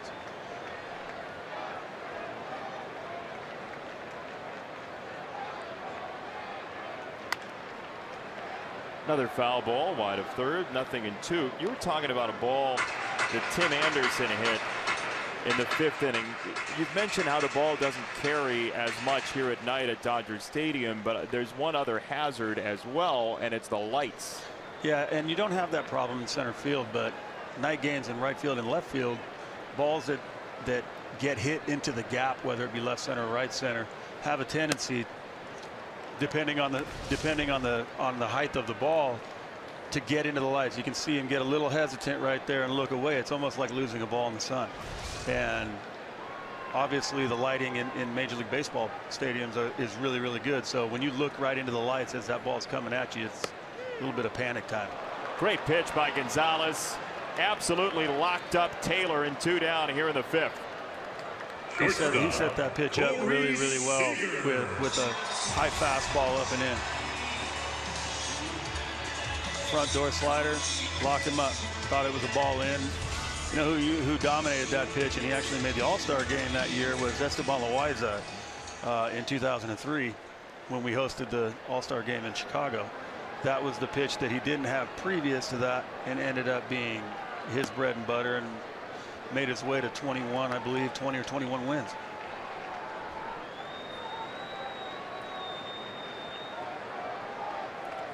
Ball and no strikes on Seager. Fouled away at first base side. 1-1. Corey Seager with a hustle double in the 3rd on a ball to the right field corner. Avi Garcia got there fairly quickly, but Seager beat him to the bag at 2nd.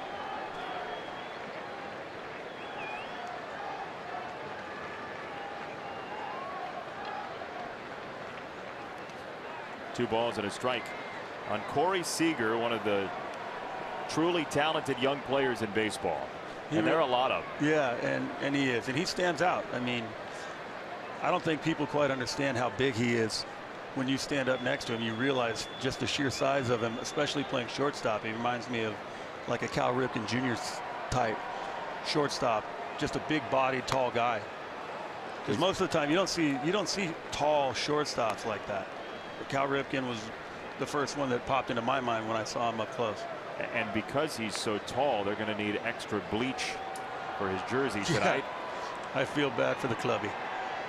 That's a good look. Whole right side. Anytime your jersey or your pants or your uniform's dirty, you figure you did something in the game. If you go back into the clubhouse and you're clean, something was wrong. You didn't do your job. See, that's how you played, though. I mean, that's why people love watching you play, because you feel that way.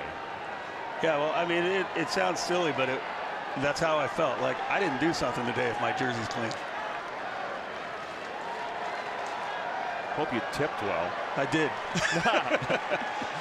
2-2, high fastball. See you later. Gonzalez has retired 7 in a row, and Miguel at the stadium he used to visit as a kid has a 1-0 lead after 5.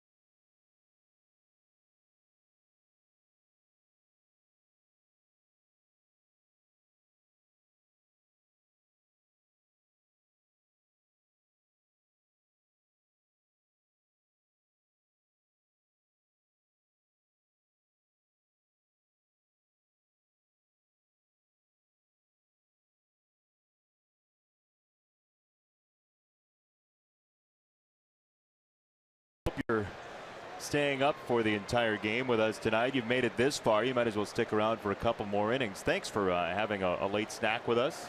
I know these West Coast games are tough when you're in the Central or Eastern time zone, but we're glad to have you along and have a pizza roll or two for us. Sitting on your couch. Absolutely. I used to love when I was playing in Philadelphia or when I played in Chicago, going home after the game, and I could still turn on all the West Coast games and still watch the baseball. Yeah, that's the hard part here. We were about to go on the air, and I clicked on the app. I was like, oh, wow, all these games are finishing. Right. Evidently, time zones are new to me. It is actually pretty good, though, when you're playing on the West Coast, because if you're in a pennant race or you know, competing for the division, whatever it may be, you look at the out-of-town scoreboard on the fence or wherever it is in the stadium, and at least you know, all right, if we need to win this one so we don't drop a game, or we can gain a game here. Right. Abreu into the sky. Forsythe at second for out number one. You were talking about using Google for Sox bat. Somebody did it very quickly here tonight. The Sox guy is your winner. 3 years since the Sox played at the Dodgers, 18 digits in the zip code 90090. So that is 54 minus Burley's jersey number -2 + 6. 4 is the answer. And by the way, Dodger Stadium, Aaron, has its own zip code.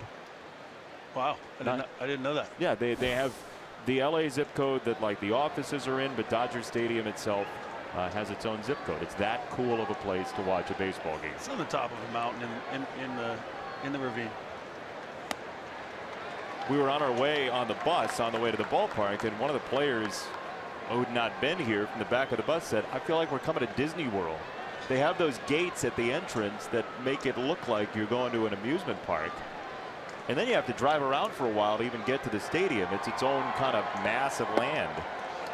Yeah, the worst. I can only think of one thing about Dodger Stadium that is not to my liking, and that's the number of gates that you got to get in and get out of here. Like after the game, when all these people leave, getting out of here when you got only like 2 or 3 exits it can be a pain at times.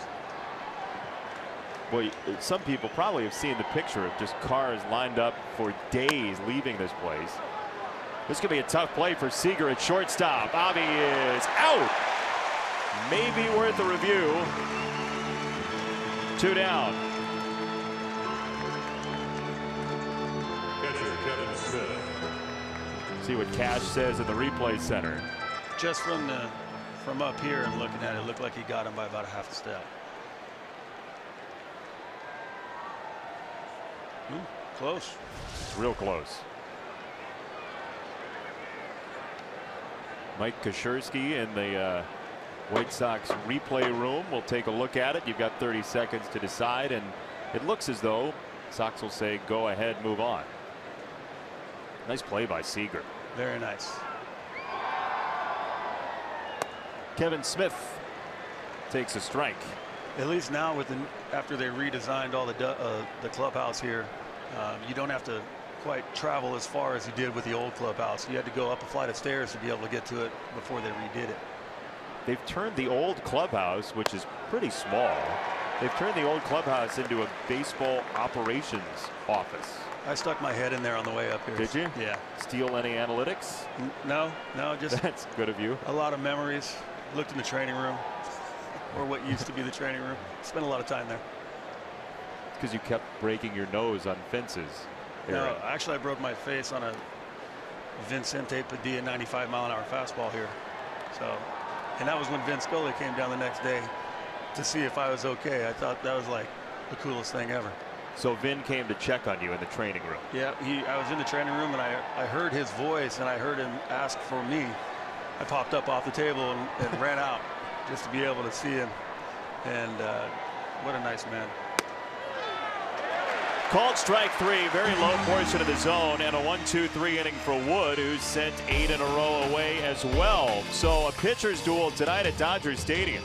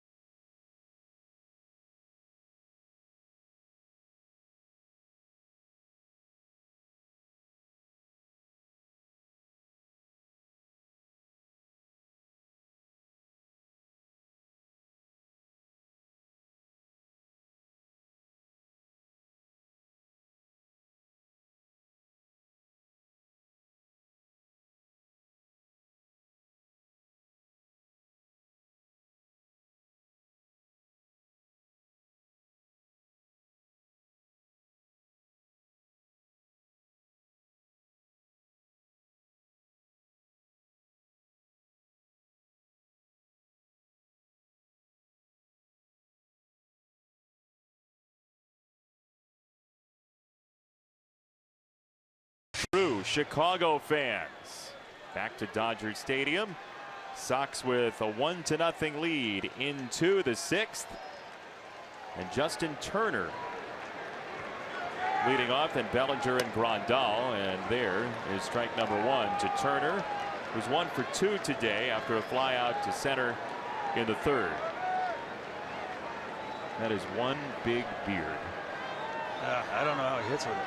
Thought the bat might get tangled up in there. It's got to be.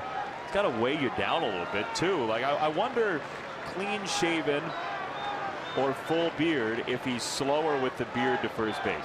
There's got to be some aerodynamic issues with it. Wouldn't you say? Yeah. Turner in the air to center field. And there's out number 1. All night long, Miggy's been doing a great job getting ahead with strike 1, and that's setting up how he's throwing to everybody. He's able to do what he wants to do because he's not forced to have to come at him. So Turner goes off, 1 down. And here's Bellinger. And also by doing that, he's going to be able to keep his pitch count down, which is going to allow him to go further into the game. 86 right now through 5 1/3. And there's ball number 1. So Turner with the fly ball, and quickly he's into the seats. How about that? That's pretty good. It's at least the silver medal in the Justin Turner lookalike contest. Gonzalez leaves it, and the flip is too high. That's tough play. Decision had to be made. Rapid fire, and Bellinger's safe. That was a tough play right there. He was trying to flip it to him quickly instead of being able to get it and flip it to him. He was trying to slap it over at him. Catcher, Yasmani Grandal.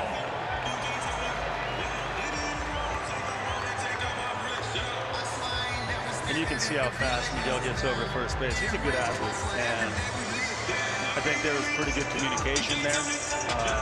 That was a very, very difficult play, especially for the big man at first. If Miguel Gonzalez had the play, he would have made the play. It was best to beat his play, but the ball was by him already. Yeah, and when you're on a full sprint, it's very difficult to bend over at the waist and get all the way down to the ground when you're running full speed. It ends up usually turning into a dive or a lunge. The hope is that doesn't hurt the Sox. Grandal the batter. And he takes strike number 1. Yasmani Grandal, a couple of fly balls to right field. Ground ball, double play ball would be wonderful right here. Would most likely come on the right side of the infield with the shift that's on. Saladino is the only guy to the left of second, and Gonzalez sends in strike 2. Yeah, that's one of the things with as many shifts as everybody's running now. Before they started doing this, you didn't practice all that stuff, but now you're forced to turn double plays when you're in those positions now. And so you got to practice that in order to get fluid with what you're doing. We saw a play last homestand when Tim Anderson received the ball at just an awkward angle from Moncada, an angle that he wasn't used to, and the throw was very difficult to first. Yeah, you get into habits and like the pivot at second base or the double play feed or whatever. It's like muscle memory because you do it so much. But now that things have changed, they've had to really work on this to try to, acclimate themselves into the footwork that goes with being in a different spot. And the coaching staff has done a great job of that. They work on that stuff early all the time. Saw last night that there was a 4 outfielder situation in the Cubs-Reds game, so the shifts are moving to the outfield too. Which is, I'm not going to get into the whole thing. I agree with the shift in the infield. We still have time. You can get into it all you want. I don't necessarily agree with all the outfield stuff because a lot of times the shifts are starting to open up holes in the outfield, and what the numbers won't give you is they won't give you was the guy trying to move the runner over from second to third with nobody out. Was he trying to do this? Was this situation in the game, this count, whatever? Those numbers are not there. And so as an outfield, if you can play together and keep your spacing, you can cover 3 of the 4 holes out there. But if you don't, you're giving up more than you needed to. Line to left, base hit for Grandal. Bellinger stops at second. And the Dodgers have 2 on with 1 down in this 6th inning. Fans, this summer, head to your favorite store and grab some cold Modelo Especial. Perfect to enjoy while watching the White Sox. Enter for a chance to win tickets to a White Sox game. No purchase necessary. Ends August 27th. Visit CrownImportsContest.com for rules. Modelo is imported by Crown Imports, Chicago, Illinois. What you didn't know is we were going to make you do Spanish tonight. Oh, boy. How about that? Modelo Especial. Well, there you go. Well done. Yeah. 2 on, 1 out for Puig.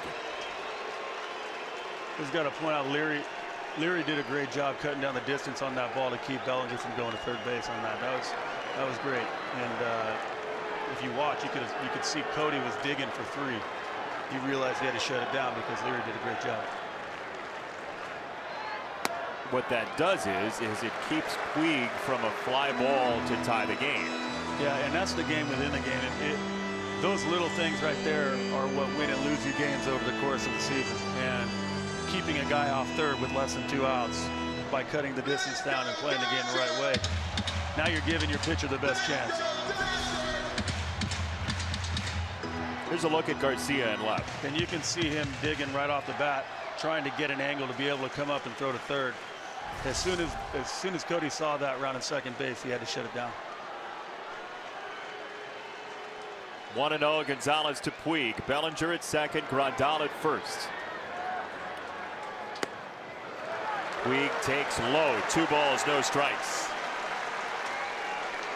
See, now you're put in a tough situation.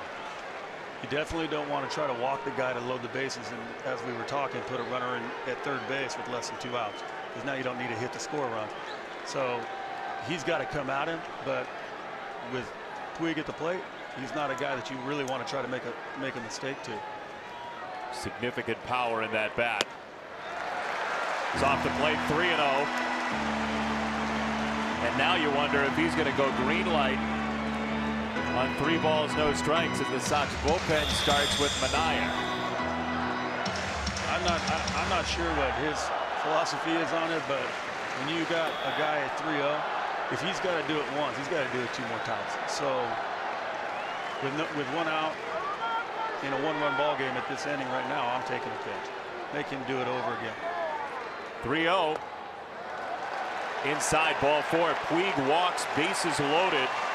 2 singles and a base on balls, and the Dodgers are building something here in the 6th inning. And here comes Don Cooper out of the Sox dugout to talk it over with Gonzalez. Well, you notice how great a job Miguel's been doing all night, jumping ahead, throwing first pitch strikes. Puts him in the driver's seat to be able to do and work the at-bat the way he wants to do it. When you fall behind, you're forced to try and come at a guy. And then if you start picking, you fall behind even worse, and then you get into this situation. So, hopefully he can, both neck a little bit and come back with strike 1 so that he can try to get him to swing at a pitch he wants him to swing at instead of swinging at one that the hitter wants. Saw Rick Renteria looking down that lineup card to see exactly what the Dodgers could go with. The Dodgers with Alex Wood's spot coming up, 2 batters after Forsythe, have 2 left-handers and 2 righties on the bench offensively. You saw Derek Holland loosening as well for the Sox in the bullpen, this being his throw day. And we've seen the Sox use the starters in that way this year, Pelfrey and Holland especially. I know that Alex Wood's been throwing the ball very well right here, but here's where the National League comes into play. Where if you can get an out, if you do give up a hit and give up a run, you're in a good spot with the pitcher coming up. Now it's going to be up to Dave Roberts whether he wants to bring in a pinch hitter and then have to take him out of the game. Ball 1 to Forsythe, who's not seen Gonzalez very well in his career, just 5 for 19.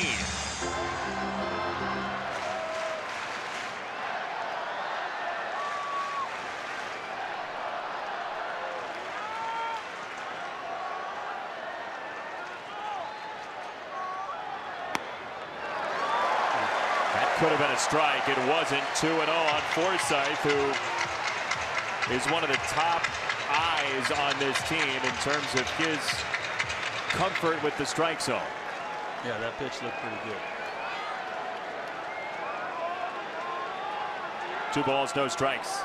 Bellinger, Grandal, and Puig are on for the Dodgers, down a run. In the air, right center field. Avi is there. Bellinger tags from third. The throw's cut off, tossed to second, and out. The run scored before the final out, so the Dodgers have tied the game. But Avi Garcia cuts down a runner that could have been trouble. So, 1-1 your score. We played 6.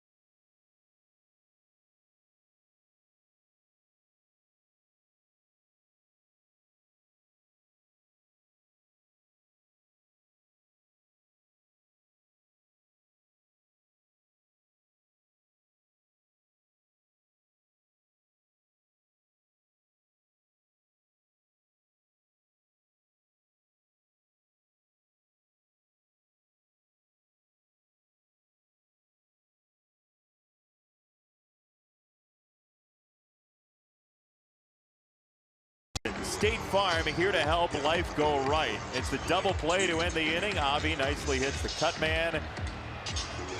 And the Sox get the final out just after that tying run scored.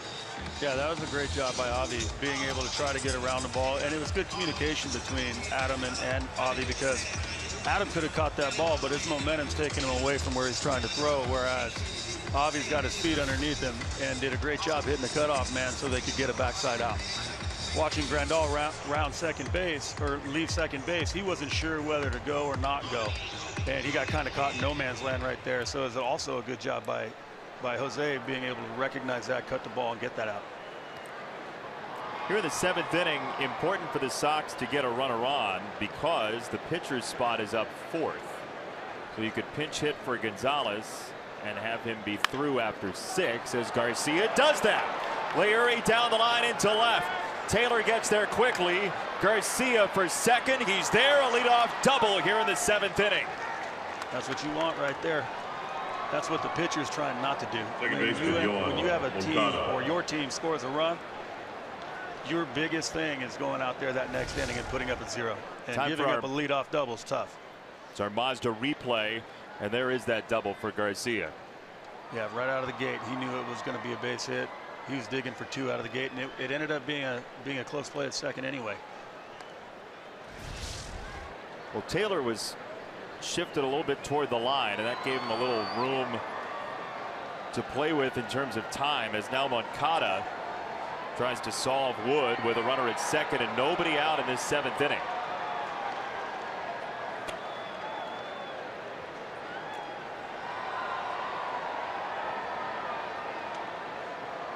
And he got great speed at second base with Leury. Yo on to the right side, and he does the job. Garcia to third, nicely done by Moncada on the first pitch to get the lead run to third with 1 out. And that was a great jump at second base by Leury right there. He knew right away and got a great jump. And Cody, being a great athlete with a great arm over there at first base, you never know. I mean, he could come right at you. Adrian Gonzalez was like the best in the league at throwing runners out, trying to go from second to third on a ground ball, because most first basemen can't throw. Cody, being an outfielder as well, also has a great arm, but that's not a play if you're not certain that you're going to get an out that you want to try to make. You want to try to take the outs when they're going to give them to you. And for a guy in Moncada who'd struck out 8 of his last 10 at bats, he ambushes the first pitch and gets the runner over to third as Engel checks his swing and doesn't go. Ball number 1.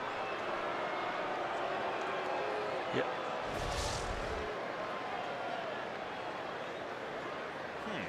He didn't go. You're a hitter. That's right. Now this is a situation, it's tough for any hitter, but being a young hitter, you really want to try to get something done. You want to drive that run in, and a lot of the times when you start trying too hard to get something done is when you expand your zone, you start chasing. So, you know, as you get older, you start to realize, okay, take a deep breath, back off. All right, let's go one pitch at a time. To third base, safe over there. Turner's got to hurry, and he just does nip Engel for out number 2. He hit that ball well. That was a great read at third base by Leary to get back. That could have easily been a double play.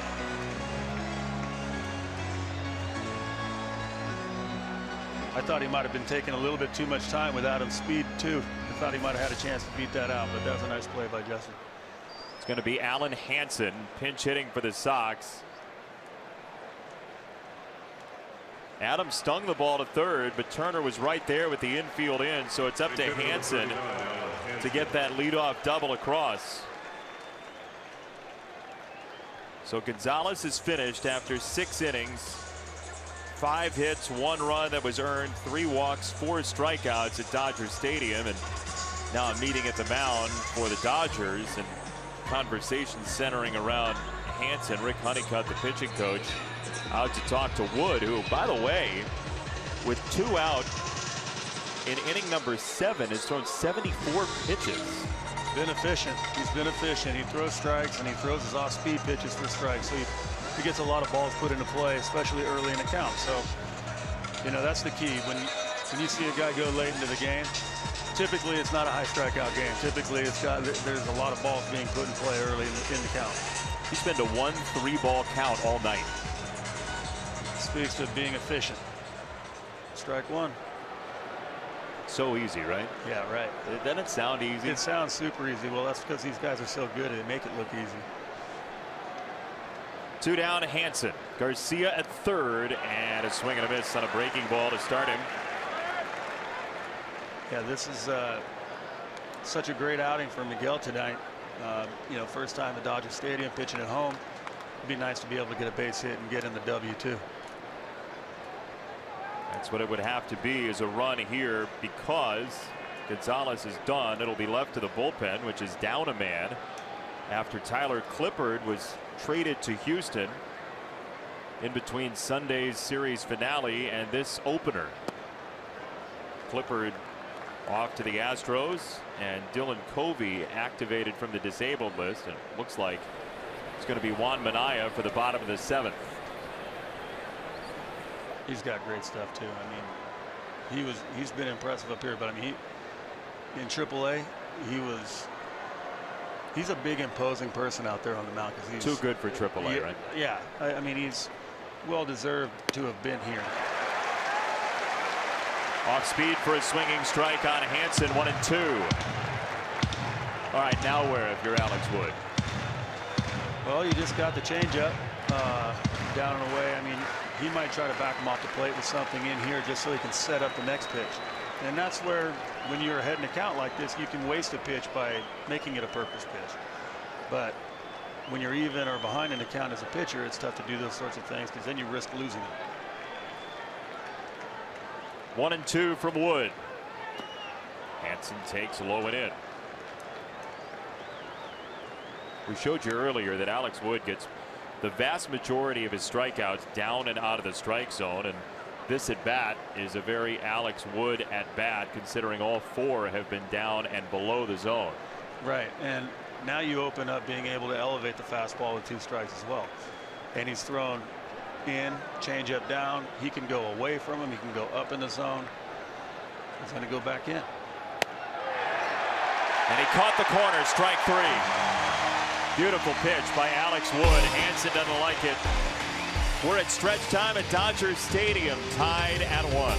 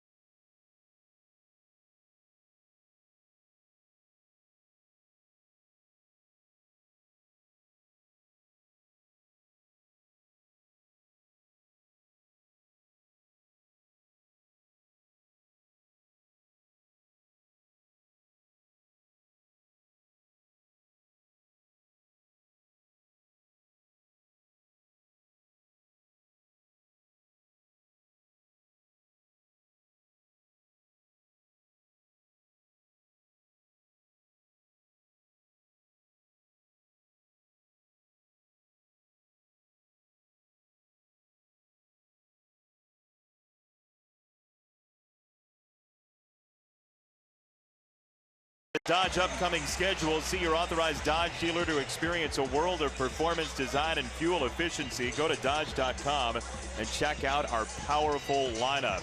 At the Dodgers for one more tomorrow, then 4 in Texas before a doubleheader Monday against the Minnesota Twins, starting a homestand. Twins and Tigers on the way in, and Minnesota has had a very nice season for itself, staying afloat. Absolutely. Sox are going to go with Juan Minaya out of the bullpen. He is in charge of this 1-1 game. Minaya, who throws about 60% fastballs, with the ERA at 4.61 in 22 games, 12 walks, 36 strikeouts. He'll face Jock Peterson first in this 7th inning. And it looks like the Dodgers have Brandon Morrow warming up in the bullpen. So we're probably going to be seeing a pinch hitter here. Mr. Chase Utley coming up second. It's an interesting call that Dave Roberts has to make here, because Wood is certainly not near 100 pitches. No, and that's where the National League Baseball, sometimes it forces your hand.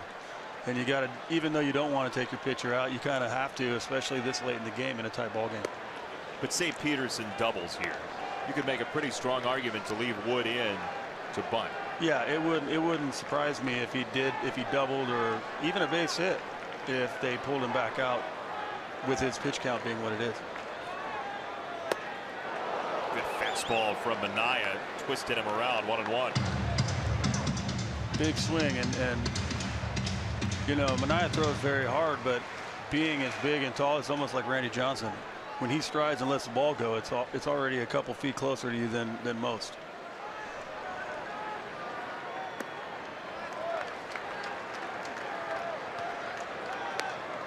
Two balls and a strike on Peterson from Minaya. Dodgers got their run in the bottom of the 6th on a fly ball from Logan Forsythe. Nice breaking ball. 2-2. Minaya to Peterson.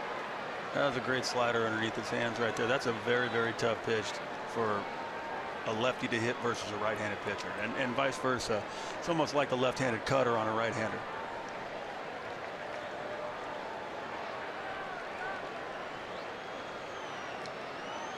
Two and two. In the air, left side. Saladino bails. Garcia's there, one away. Hey, Deadheads, join us on Friday, September 1st for Grateful Dead Night as the Sox take on the Tampa Bay Rays. Receive a game ticket and a specially designed White Sox Grateful Dead tee. Stick around for the post-game fireworks show presented by Jewel Osco. Visit whitesox.com/Grateful Dead to get your tickets today. It will be Chase Utley. 233 the batting average. He's 38 years old now, turns 39 in December. Career spanning all the way back to 2003. Yeah, he's had a wonderful career, and I mean, like I said, one of the most intense guys I've ever seen on a baseball field. How so? Well, if you ever watch him when he's starting, he'll find a place in the dugout no matter what stadium you're playing at, and he'll stand in there with his arms crossed if he's not coming up to hit that inning, and all he's doing is taking in what the pitcher's doing, trying to pick stuff from the pitcher, trying to see pitch sequences.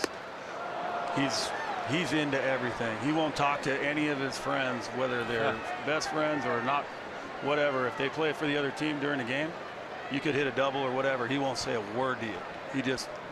He don't even want to look at you. He'll go walk and play in the 4-hole. Wow. Yeah, he takes it very seriously. But that's why you loved having him as a teammate. 1-2 on Utley. So Alex Wood's done after 7 innings, 6 hits, 1 run, no walks, 6 strikeouts. The only run he gave up was on the first pitch of tonight's game. Yeah, he's not going to dazzle you, big strikeout numbers, but Alex Wood had a very efficient night, Aaron. Yeah, he threw the heck out of it with, I mean, he mixed up his pitches and he jumped ahead. When you can get strike one, it opens up your whole arsenal of pitches to be able to throw and then start working the sequence and setting hitters up to get them out. And a lot of the time he didn't even get to that point because they put the ball in play. 79 pitches, the total for Alex Wood. He controlled his changeup very well down in the zone. His back foot sliders to the right-handed hitters. And as he pointed out, that's where the majority of his strikeout numbers come from. And obviously, it's very deceiving pitch to try to find. He's a little funky with his delivery, and obviously it's working well for him. A little bit low, 3-2. You almost wonder why he got taken out, but part of it may be the top of the order is coming up in the 8th. That would be the 4th time for the Sox to see him through the order. Yeah, and obviously as a hitter, the more times in a day that you get to see a guy, you have an idea of what he's going to do simply by what he's done to you in those previous 3 at bats. 3-2 misses, so Utley draws a 1-out walk, bringing up Taylor.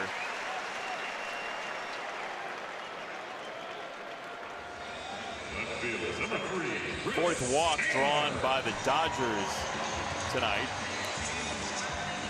Dodgers again with the most walks in Major League Baseball, 479, and nobody else is close. Yeah, they got a lot of guys on this roster who have a great idea and have great plate discipline, you know, especially over the long haul of the season. I mean, up and down their lineup. Big power and good ideas and good eye at the plate. It's part of the reason that they've lost 5 games since the 4th of July. They are 48-9 since June the 7th.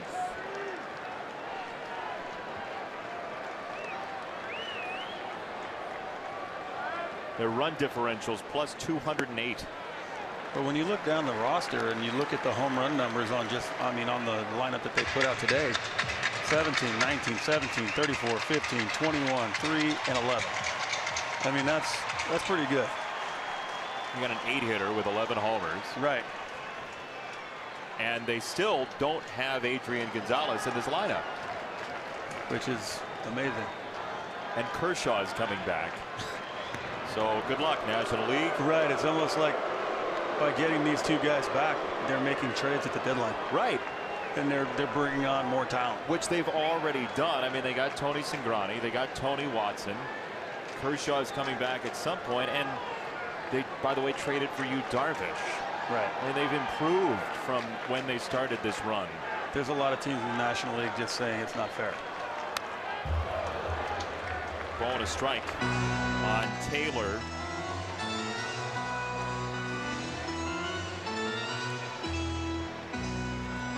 That is a stocked clubhouse with talent. Yes, definitely.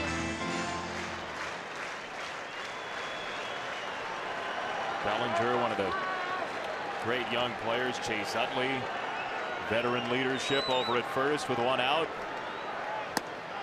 Swing and a miss. 1-2 on Taylor. And that was one of the things that in talking to Chase this afternoon and talking to Jock Peterson, they both said the same thing. They said they have a great mix of veteran guys, good veteran guys with a lot of young talent, and that clubhouse and in the locker room it's just clicking for them right now.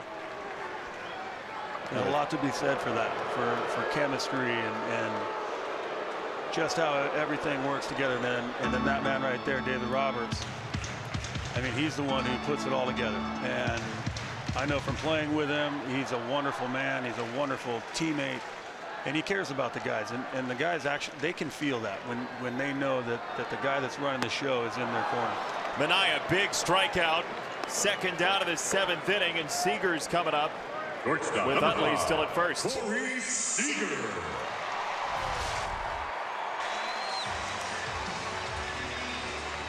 That's just a tip your cap pitch right there. There's not much you can do with a slider just below the knees. And you're going to get a lot of swings at that pitch in that location. Looks pretty good as it's coming to the plate. Yeah, and then you walk back. It looks good, and then it drops out of the zone. And as you're walking back, you kind of thinking to yourself, okay, I just got to tip my cap on that one. He threads through a strike to Seager, who doubled back in the 3rd. Sox with 2 here in LA, then 4 in Texas. You notice the way that the defense is aligned right now, and this happens a lot with left-handed hitters. You have and we were talking earlier about Ryan Howard. There's a lot of left-handed hitters who will pull the ball on the ground, but as you notice, they'll shift the outfield around the other way. So the majority of them hit the ball in the air the other way, but pull the ball on the ground. So that's why you have what you have.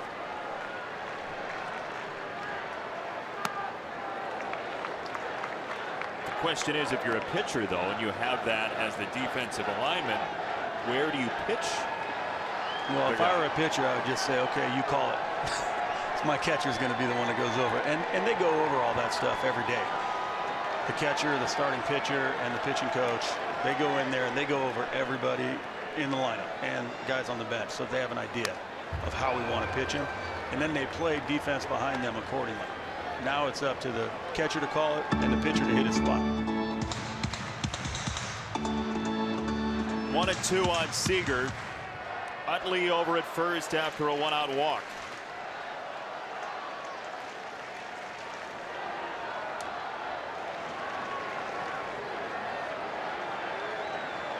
Ball and 2 strikes.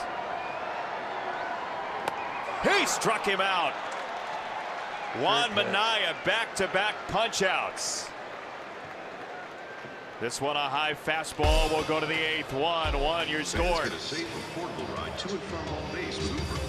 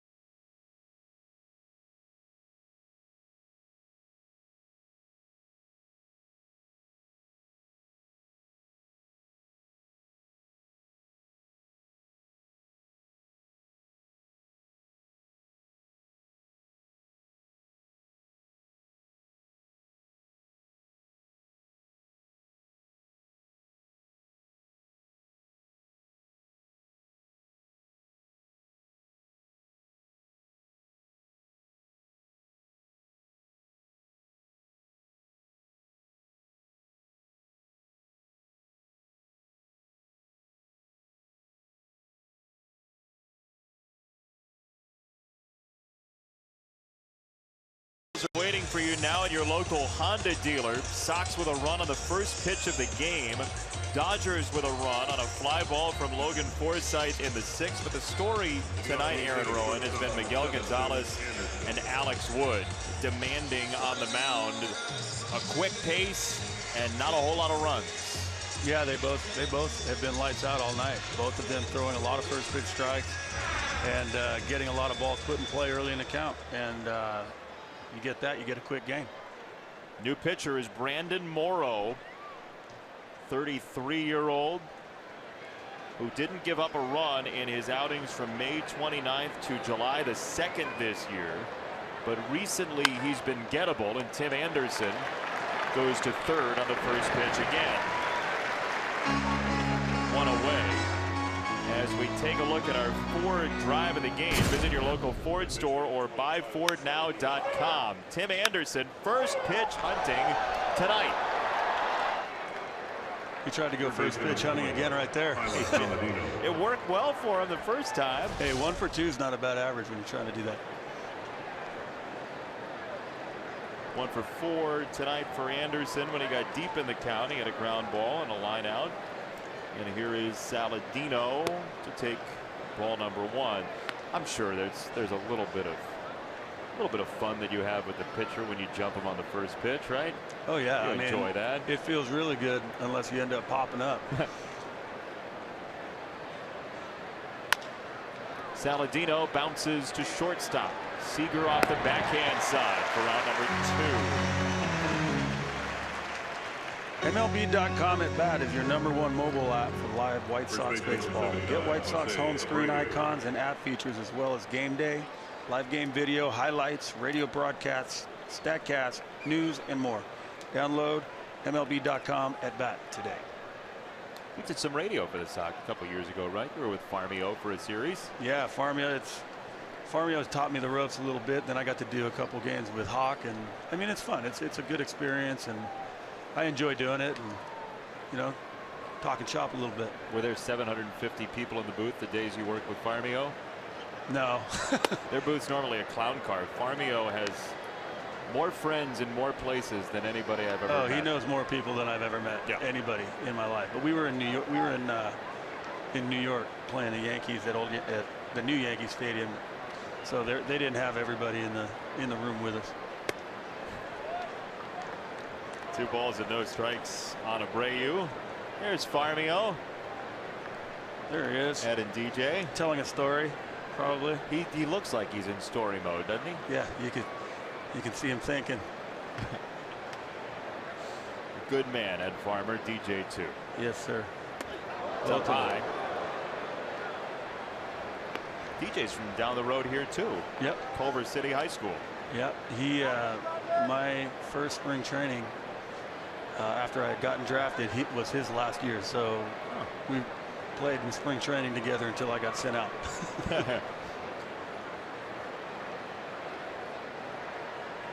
3 balls, no strikes. The glory days of the 8th inning substitute in spring training, right? Right, exactly. That was a pretty good cutter right there by Morrow. 3-0. Jose letting it go. Good spot. Working on his 2nd decade in baseball. Starting it, Brandon Morrow, who made his debut back in 2007. High heat, 3-2. Yeah, he's always had a very, very good arm. And then the equalizer is that cutter. Got a good overhand breaking ball. So, you know, when he gets ahead in the count on you as a hitter, it's a pretty tough arsenal to try to battle your way back out of it. Fouled away another California kid. Brandon Morrow went to Cal, born in Santa Rosa.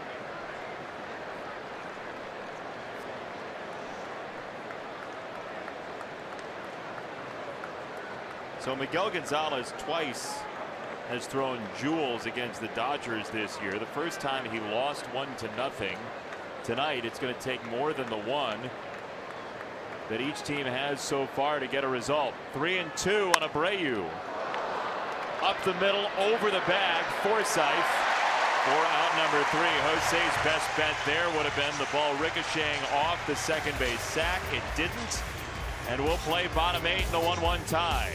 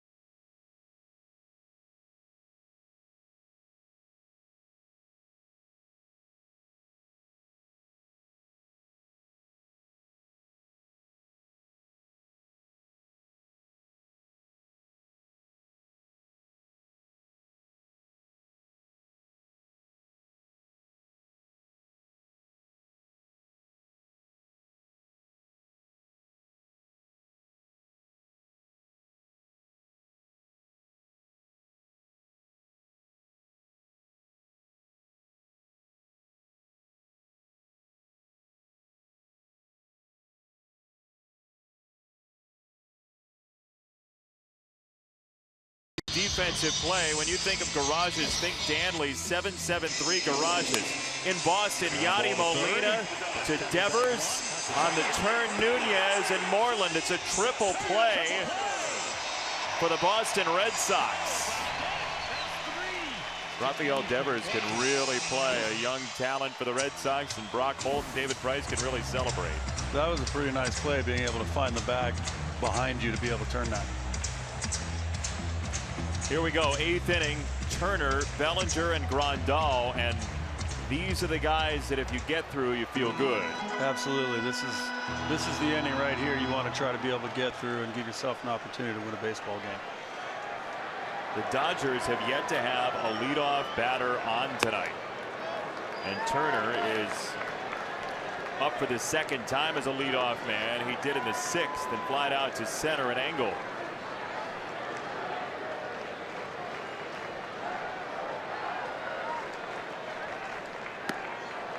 Two balls and no strikes on Turner.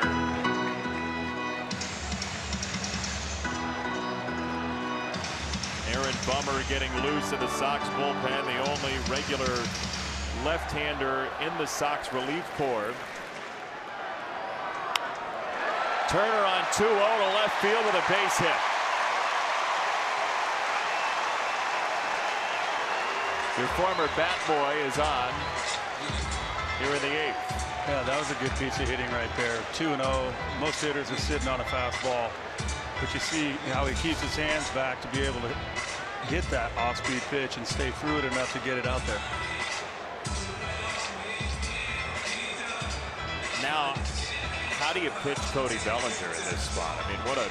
You bring in a lefty. Yeah, there you go. Here it comes. Bellinger will face Bummer after this. It's a pitching change here at Dodger Stadium. Bummer comes in and will step aside.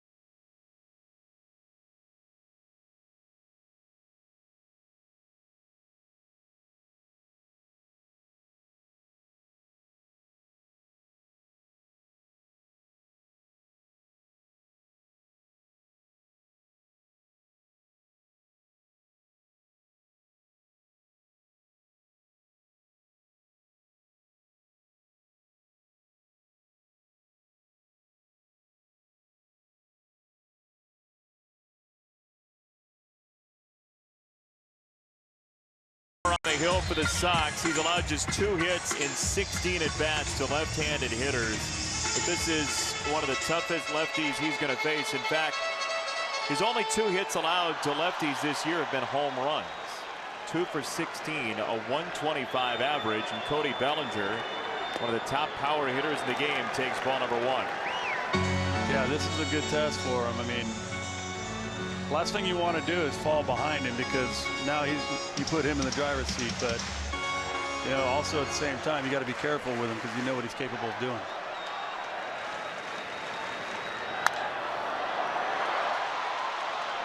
This is 1, and not in time to first to get a second. Catcher number 9, That was good defensive placement right there, playing a little shift against him. See, this comes back to Timmy Anderson at shortstop, playing up the middle with the shift. It's an awkward position for him to try to get his feet moving and be able to make a throw. He did it basically flat-footed that time. Right, and Cody, being an athlete, I mean, he can run a little bit out there, so you know, he's not your typical first baseman. Certainly not. He can throw. He's fast. Some guys, they just stick over there because there's nowhere else to put him. He's the very opposite. Right, and his awareness around the bag at first base is outstanding as well. 1-0 on Grandal. The splits are pretty equal against righties and lefties in terms of batting average. Rookie left-hander Aaron Bummer.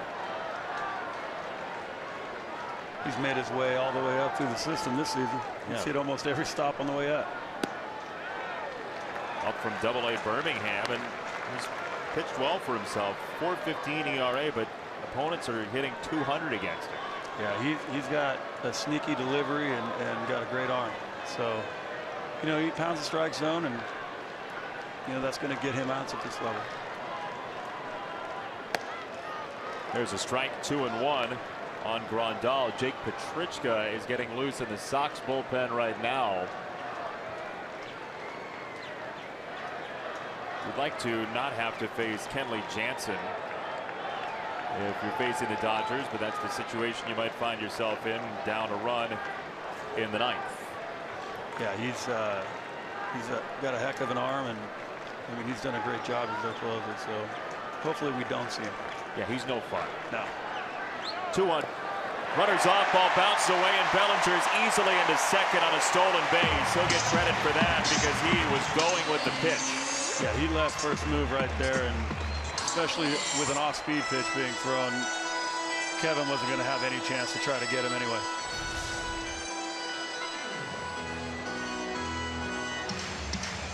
When you can guess right as a base runner and you're going on a lefty first move, if you're getting an off-speed pitch, there's really no chance for the catcher to get you. So, you know, even though the ball is in the dirt, there's really nothing hurt there. Kevin wasn't going to be able to get him.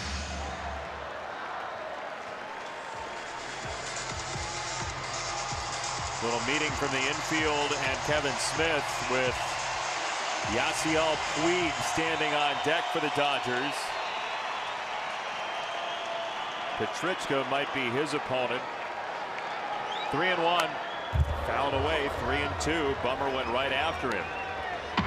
You can see with the shift over a little bit against Bummer with Grandal, that fastball in. Grandal's trying to get inside and push the ball over the right side with that hole.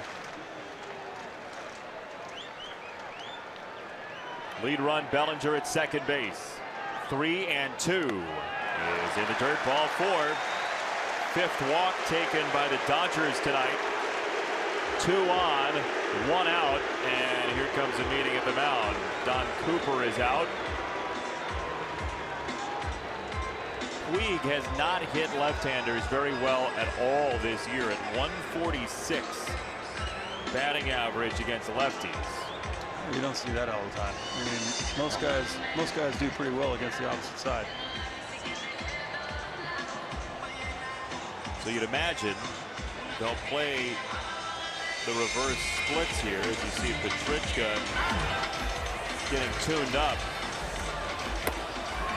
Puig for his career has also been worse versus left-handers by about 30 points. Well, that typically says that speaks to the fact that he's probably, well, not probably, we all know he's a pull hitter. And left-handed pitchers typically control, well, all pitchers typically control their arm side better than the opposite side of the plate. So that being said, lefties throwing the ball away from him quite a bit, whether it be changeups, fastballs away. There's probably a lot of rollovers in that. And whereas a guy who sprays the ball around all fields can hit the ball the other way when it's away from them, obviously they're going to have better batting average. Rollover sounds pretty good right now. That sounds really good right now. Strike one to Puig. I would definitely be a little nervous throwing it in there. That's right.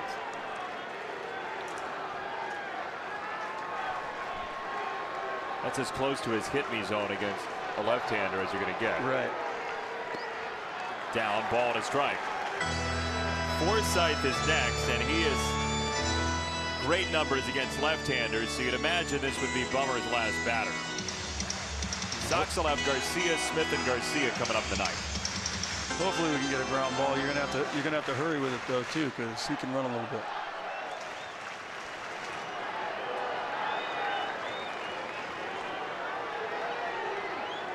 Ball and a strike. It's outside, 2-1.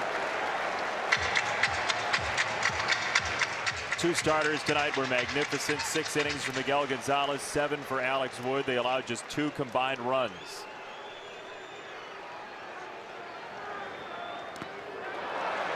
Three balls and a strike. Puig flees the scene to take a moment for himself. I don't think he wanted to look at the first base umpire and see if they were checking. Ground ball double. Look, right, then they didn't go. If they can get a ground ball double play right here, that's a great momentum swing for our guys coming up into the 9th inning. 3-1 on Puig, and Bummer needs to go through the signs again. Puig will think it over.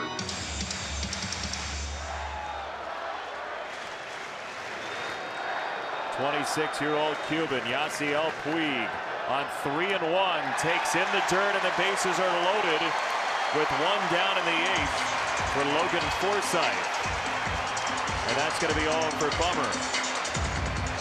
Aaron gets it out and walks a couple. He'll leave the bases loaded, and Jake Petrichka will come in. Sox on the edge here, looking for a double play ball. We'll see what happens when we come back to Dodger Stadium, tied at 1 in the 8th.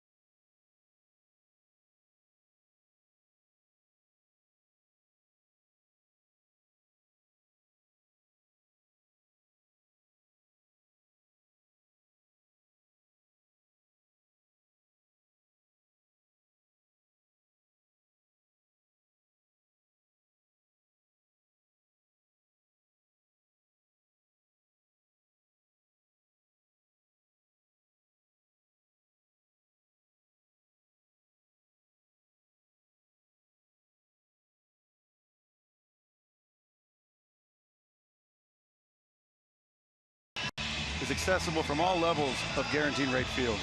The space features batting and pitching cages, base running areas, and skill instruction from Chicago White Sox Training Academy coaches. Check out the latest Xfinity technology, including the X1 platform. X1 by Xfinity. It'll change the way you experience TV. Trying to change this inning here. Jake Petrichka comes in. This is game number 18. 6 walks, 17 strikeouts. Opponents are hitting .333, but Jake's looking for a ground ball here against Logan Forsythe. Dave Roberts' team, with a win tonight, would go to 50 games over 500. I'd just like to see them get their 15th loss. Would be very nice. It looked pretty good through 5.5 tonight. Sox led 1-0. Dodgers tied the game in the 6th.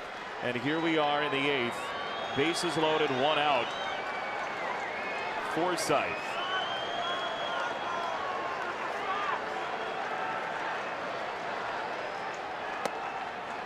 Strike 1, good start.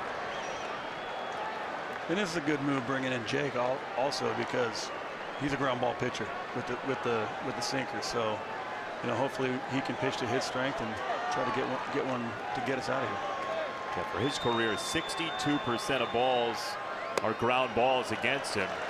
It's changed a little bit this year, but this is the only season where you look and you say, okay, he's given up some fly balls. So typically he'll get you that ground ball more than anybody in that Sox bullpen. Ball and a strike, bases loaded. On the ground, third base, Saladino comes home and gets 1, and that's all, and the Sox are fine with that. 2 down in the inning. That was a great play right there by Sally. That was a tough hop on the in-between hop. Center fielder, number 31. Being able to come and get that out at home plate right there is only going to make things easier for Jake next Saturday. Now he doesn't need to be perfect, but that was a great play. I mean, that's on the run right there with an in-between hop. Throw a strike. That was nice. And by the way, Kevin Smith may have had a play at first, but that's such a tough throw. Yeah, and it looked like on his exchange he didn't get a great grip on the ball, so it's always better to err on the side of that than try to uncork one and then throw it down the line. Jock Peterson, bases loaded, 2 down. Ball 1.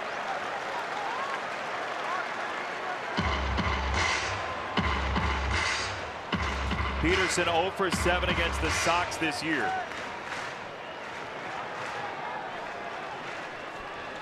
Father Stu, a longtime minor league player.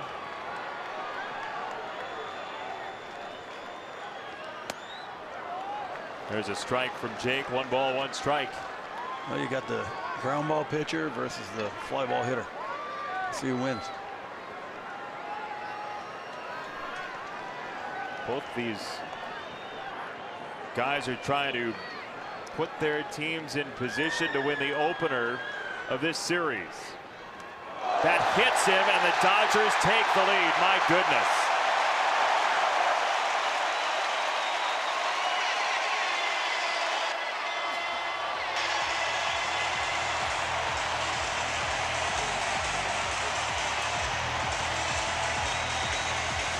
There was nowhere for one to get away, and it did, and the Dodgers scored. Ball just didn't come back the way he wanted it to. He's trying to throw that front door sinker to the lefty, and that one straightened out a little bit on him. Tough result for Jake, who had gotten the big out on the play by Saladino at third. Now Austin Barnes. Pinch hitting for Brandon Morrow, who goes 1 inning and maybe the winning pitcher tonight. Well, right now, just like Miguel did earlier in the game, in the inning that we gave up a run. This one sneaks through, base hit. Puig scores. Forsythe following. The throw to the plate is not in time, and the Dodgers have a 4-1 lead. Big turn of events right there. That's a big swing. Wasn't hit hard, but it was hit in the right spot. Let that ball get deep, stayed inside it, shot it through the right side. That's professional hitting right there. Yep, Avi did a great job coming up with it and even making that play close at home plate. Made a good throw right on the money. Forsythe just got in there before the tag. As I was saying, what Miguel really did a good job with, and that's the difference between what I've seen in the minor leagues as far as pitching goes and in the big leagues. You see big league pitchers minimize damage. And that time we didn't get it done. Anderson, long throw, and that's an infield single for Taylor. So a ninth batter will come up in this 8th inning. But Aaron, this is the type of game that's going to happen when you trade your top 5 bullpen arms. Absolutely. In a season. This is anticipated by the Sox. No, you'd love to win this game, but the Dodgers are going to be 50 over, and Ricky Renteria has seen most of his top guys in the bullpen get traded this year. Right, and you know the only way they're gonna go and learn is by gaining experience, and they're going to be put into these situations. And the more times you're put into this situation, the better you're going to be at it. Like Miguel, in that inning that he gave up the sac fly where the run scored, he minimized damage in that inning, and that's what the big league pitchers do very, very well. And this inning obviously got away from us a little bit, but you know, it's like you said, it's a learning experience for these guys, and being put and thrust into these situations is only going to make them better in the long run. Corey Seager, 9th batter of the inning, and this one bounces away, but not far enough for Peterson to test the plate. Now it gets away again. I think Kevin thought he was coming, and when he tried to turn, he slipped a little bit when he was trying to feed that ball to Jake. There's a story in USA Today this afternoon, Aaron, an interview with Jerry Reinsdorf talking about this season and overall his credit to Ricky Renteria for how hard this team has played. And he said, look, there have been some times where it's ugly baseball, and that happens when you're young, and we're seeing one of those innings right now, but you saw also 7.5 innings of the Sox staying with the best team in baseball. Absolutely, absolutely. And they're going to be better all the way around, whether it be the outfielders, the infielders, hitting, pitching, for playing these kinds of games. And you're going to have those innings where it kind of gets away from you a little bit, but you build off the good innings. You know, that's the only way you can get better and gain confidence is by building off the good innings. And I think as an organization, all these coaches and everybody in the front office, player development guys, I think they all understand that this is going to happen, but by going through these trials and tribulations and black eyes every now and then, they're going to learn from it, and they're going to be better as a collective whole in the future. We saw the flashes during the last homestand with the sweep of the Astros. Some of the young players, Anderson, Moncada offensively, that did big damage as Chris Beck gets loose very quickly with the Dodgers batting around here in the 8th. Yeah, I think what you see a lot at this level too, and you see it in big leaguers. It's a base hit the other way for Seager. 1 run in, throw to the plate is off the line. Barnes scores as well, and the Dodgers have put up a huge 8th inning tonight. That was a nice piece of hitting going the other way with that right there.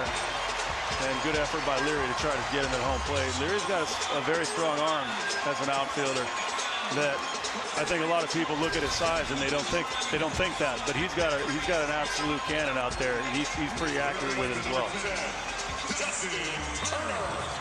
That's a very skilled young man, Corey Seager. Yes, he is, and you know he's struck out his last couple of bats on fastballs up, and you got a sinker ball pitcher coming in against him. It plays right into his swing, and he did a great job staying with that ball right there. But as I was saying earlier, is like what you see with major leaguers, and you look at this Dodgers team, is guys that have been in the big leagues for a while or have had long enough careers to stay in the big leagues for a little while. They're constantly making adjustments, but they're consistent, and they're consistent with their approach to plate, or whether it be on the mound or defense. That's what you're trying to get. You're trying to get from your young players, but that's where young players miss, is the lack of consistency. Who'd you learn that consistency from when you were young? At bats and sitting on the bench talking to guys like Konerko and Graffinino. I mean, approach and how you go about your work and batting practicing in the cage and all that. That's where you gain your consistency. And young players, that's the knock. It's not like there's not a ton of talent out there, because there's a ton of talent. It's the lack of consistency that sometimes leads to big innings like this, and that's where you see, you know, seven innings of great baseball, and then all of a sudden there's a 5-spot thrown up. You know what I mean? That's just the learning curve that comes with playing in the big leagues and playing professional baseball in general. 2 balls and 2 strikes. And that story I was talking about with Jerry Reinsdorf that Bob Nightingale wrote. Jerry said, look, I decided that this rebuild is worth it because the fans deserve it. I took myself out of the equation and said, this is the way we need to go. Could we have maybe contended this year with some of those pieces? Absolutely. But now with all the young talent, the idea is to be very good for a number of years. But that doesn't mean this year is not going to hurt a little bit. Absolutely. And especially for Jerry, because Jerry is one of the greatest men that I've ever met. And he cares so deeply about this organization and about the fans and about what it means to be a White Sox. And to bring the youth and enthusiasm here is really what keeps it going for not only him, but for everybody. And to be able to win, he wants to win more than anybody. But I think he realizes that in order for us to really jump ahead, it may not be this year. It may be a couple years down the line or 3 years down the line. But they're building a foundation right now of players that are going to be here for quite some time. 3-2, and that is grounded foul right at the plate. Turner will see an 8th pitch in this at bat. He's the one that led off this 8th inning with a single to left. At least he doesn't have to worry about making 2 outs in the same inning. There's nothing worse than making 2 outs in the same inning as a hitter. That's just got to always stick in it your does. craw. It really does. Because you're probably up. You're probably up pretty big. And right. You're the guy who's dragged it down. Yeah. Called strike 3 by Marty Foster behind the plate. Turner doesn't like it, and he's right. No way, Marty, says Justin Turner. At least he's doing it with a smile on his face. That's true. 6-1 your score. To the 9th we go.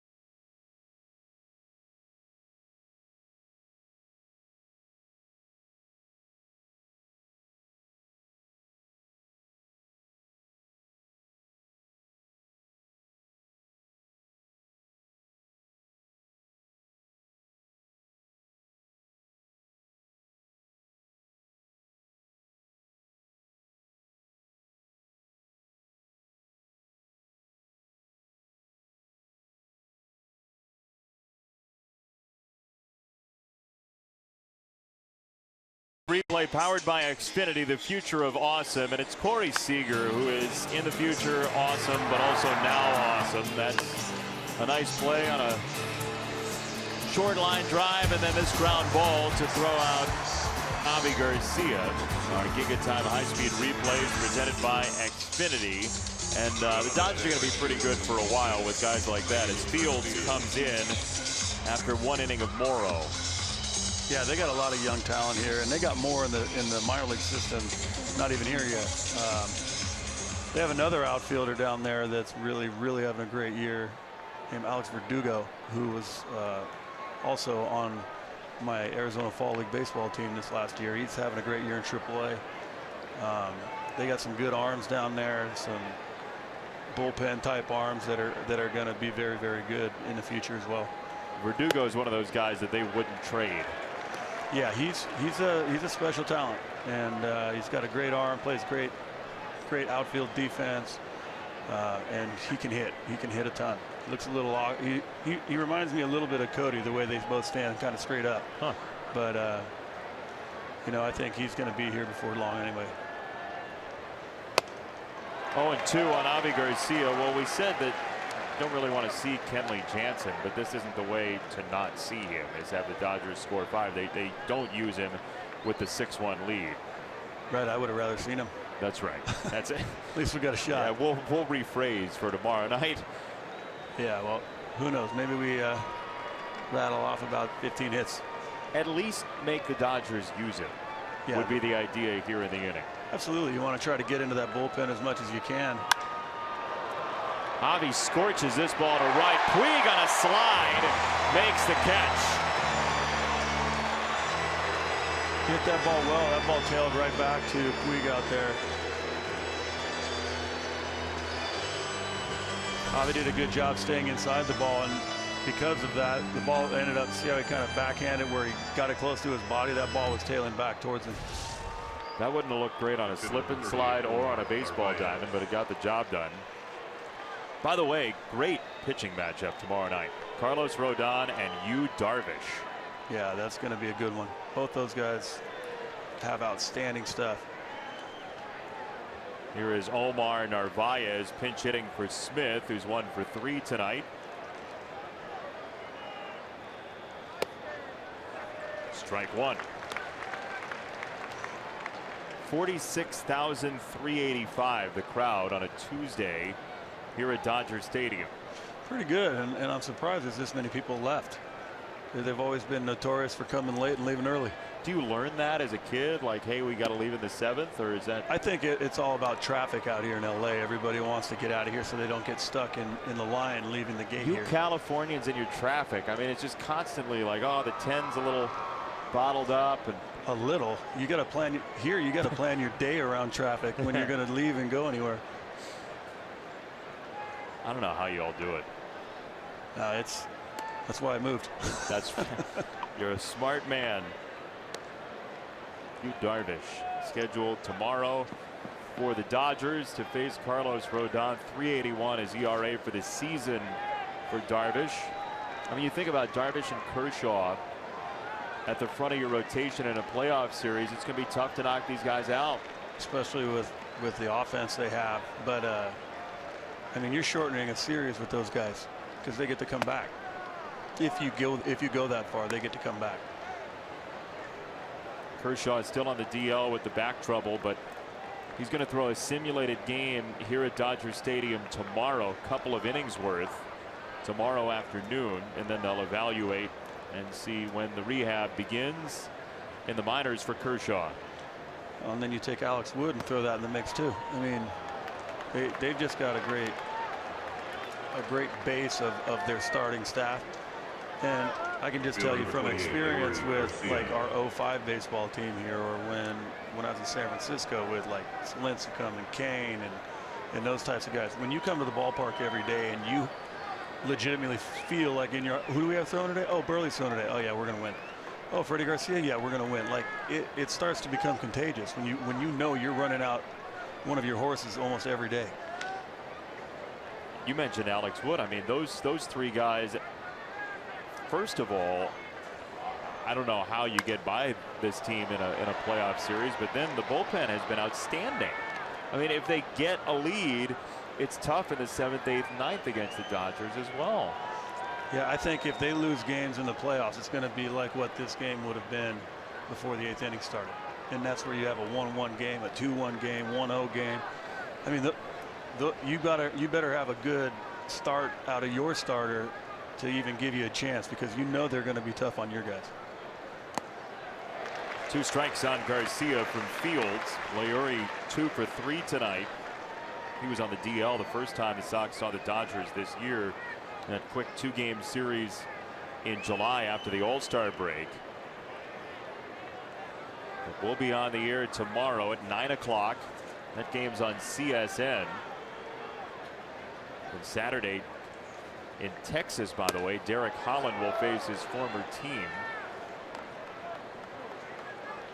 And Thursday against the Rangers, the second start for Reynaldo Lopez, who was very impressive in that first outing in Chicago. Yeah, he's got great stuff. I mean, all of his pitches are electric, and he's a great guy, great teammate, and just for me being able to watch him throw in Charlotte, I mean, there were some of the games there that he just looked unhittable. Like guys weren't going to even touch him. So I think he's only going to get better up here once he starts settling in and getting some confidence and being in this atmosphere. Who's the outfielder that you've seen maybe in the low minor leagues that's one or two names to keep an eye on that people may not have heard of? I mean, Jimenez, as we talked about, there's some big name guys, but who are some of the maybe lesser known guys right now that you've kind of grown fond of? Well, I think you got guys in AA right now. We have a guy named Mason Robbins. You got Jamison Fisher, who's in Winston-Salem. You have Alex Call, who's in Kannapolis. I mean, these guys, you got an Aaron Schnurbush who's in Kannapolis as well. I mean, these guys are like, they're gamer type players who play the outfield very, very well. And I think just with time and experience and at bats, I think you're going to see a few of these guys up here and be everyday players. For Ricky Renteria right now, everybody knows that there are going to be growing pains with especially so much young talent in Advanced A and AA and Kannapolis even in the. And that's not even mentioning Louis Basabe, who's also in Winston-Salem, who we got in the sale deal. In the sale deal, yeah. I mean, he's a great talent as well. So there's a lot of talent down in the minor leagues right now that I think are going to excite Sox fans for quite a long time to come, and it's just a matter of time before they get here. And you're looking at some of those guys down there already that are here, like Nicky Delmonico, Matty Davidson, and Kevin Smith. I mean, and those guys have been in the system for a while, but there's a lot of lower level talent that's down there too that I think is going to rise through pretty quickly. I know it doesn't make Matt Davidson terribly happy that he can't play in this series. His family was here on the field before the game. He's from about an hour away. Try 2. My sister lives in Ucaipa as well. You say 2 hours? It's at least. With traffic, at least. Well, I was saying without traffic. Without traffic, probably. But you can't do that calculation here. It's always got to be with traffic, doesn't it? Right, exactly. 2 balls and 2 strikes. Garcia to center field, and Peterson around number 2.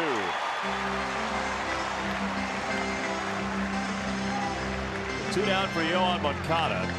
You were talking about Eloy Jimenez off the air, and we'll see meeting at the mound here with Fields, and that's going to be all. Fields exits in a 6-1 game with 2 out in the 9th. We'll step aside. Tony Cingrani to cap off your night. 6-1 your score.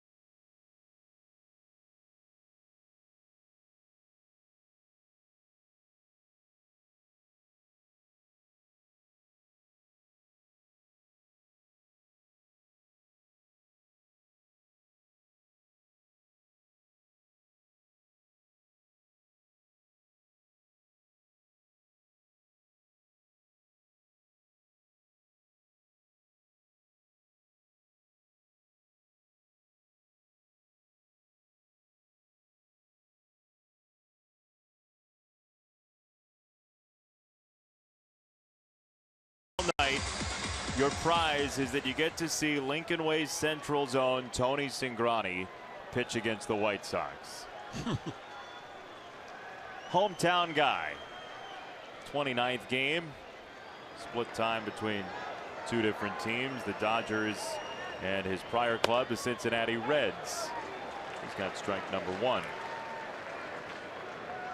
Yeah, while he was warming up, we were looking as to when was the last time he pitched, and it was on Thursday. So I think Dave Roberts is just trying to get him into the game and get him a little bit of work right here.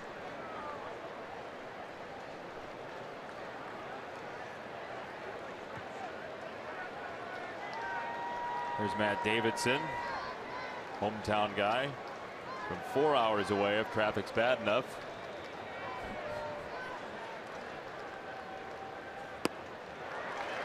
He's swinging a miss for strike 2. That was a good knee-high slider right there. Tough pitch to hit.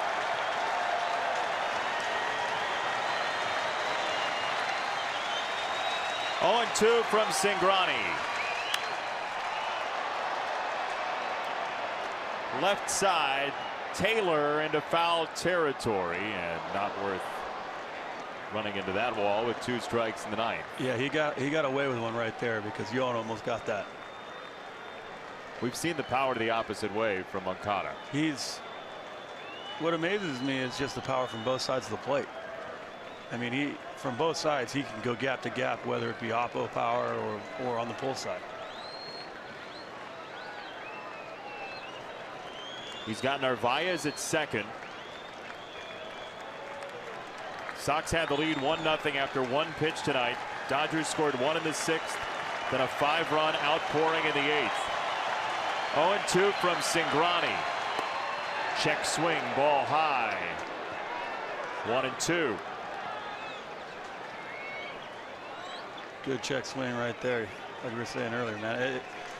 When it's up in your eyes, that thing looks like a beach ball. It's really tough to lay off of. Cingrani on 1-2. Fouled away.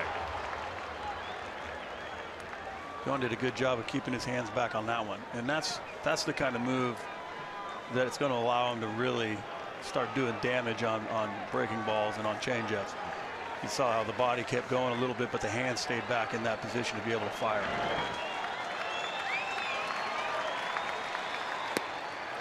You're saying as he sees more and more of them, there's going to be improvement? No, I think it's just all the work that he and Todd and all the work they've done in the batting cages and BP and everything to try to get him in that spot consistently, to go back to consistency. You want to be able to get there every time. You don't want to be able to just get there once in a while. 2-2. Swing and a miss, strike 3, and the Dodgers win the opener.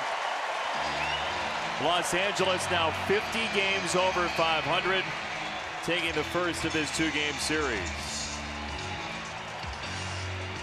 Great pitching matchup came to fruition.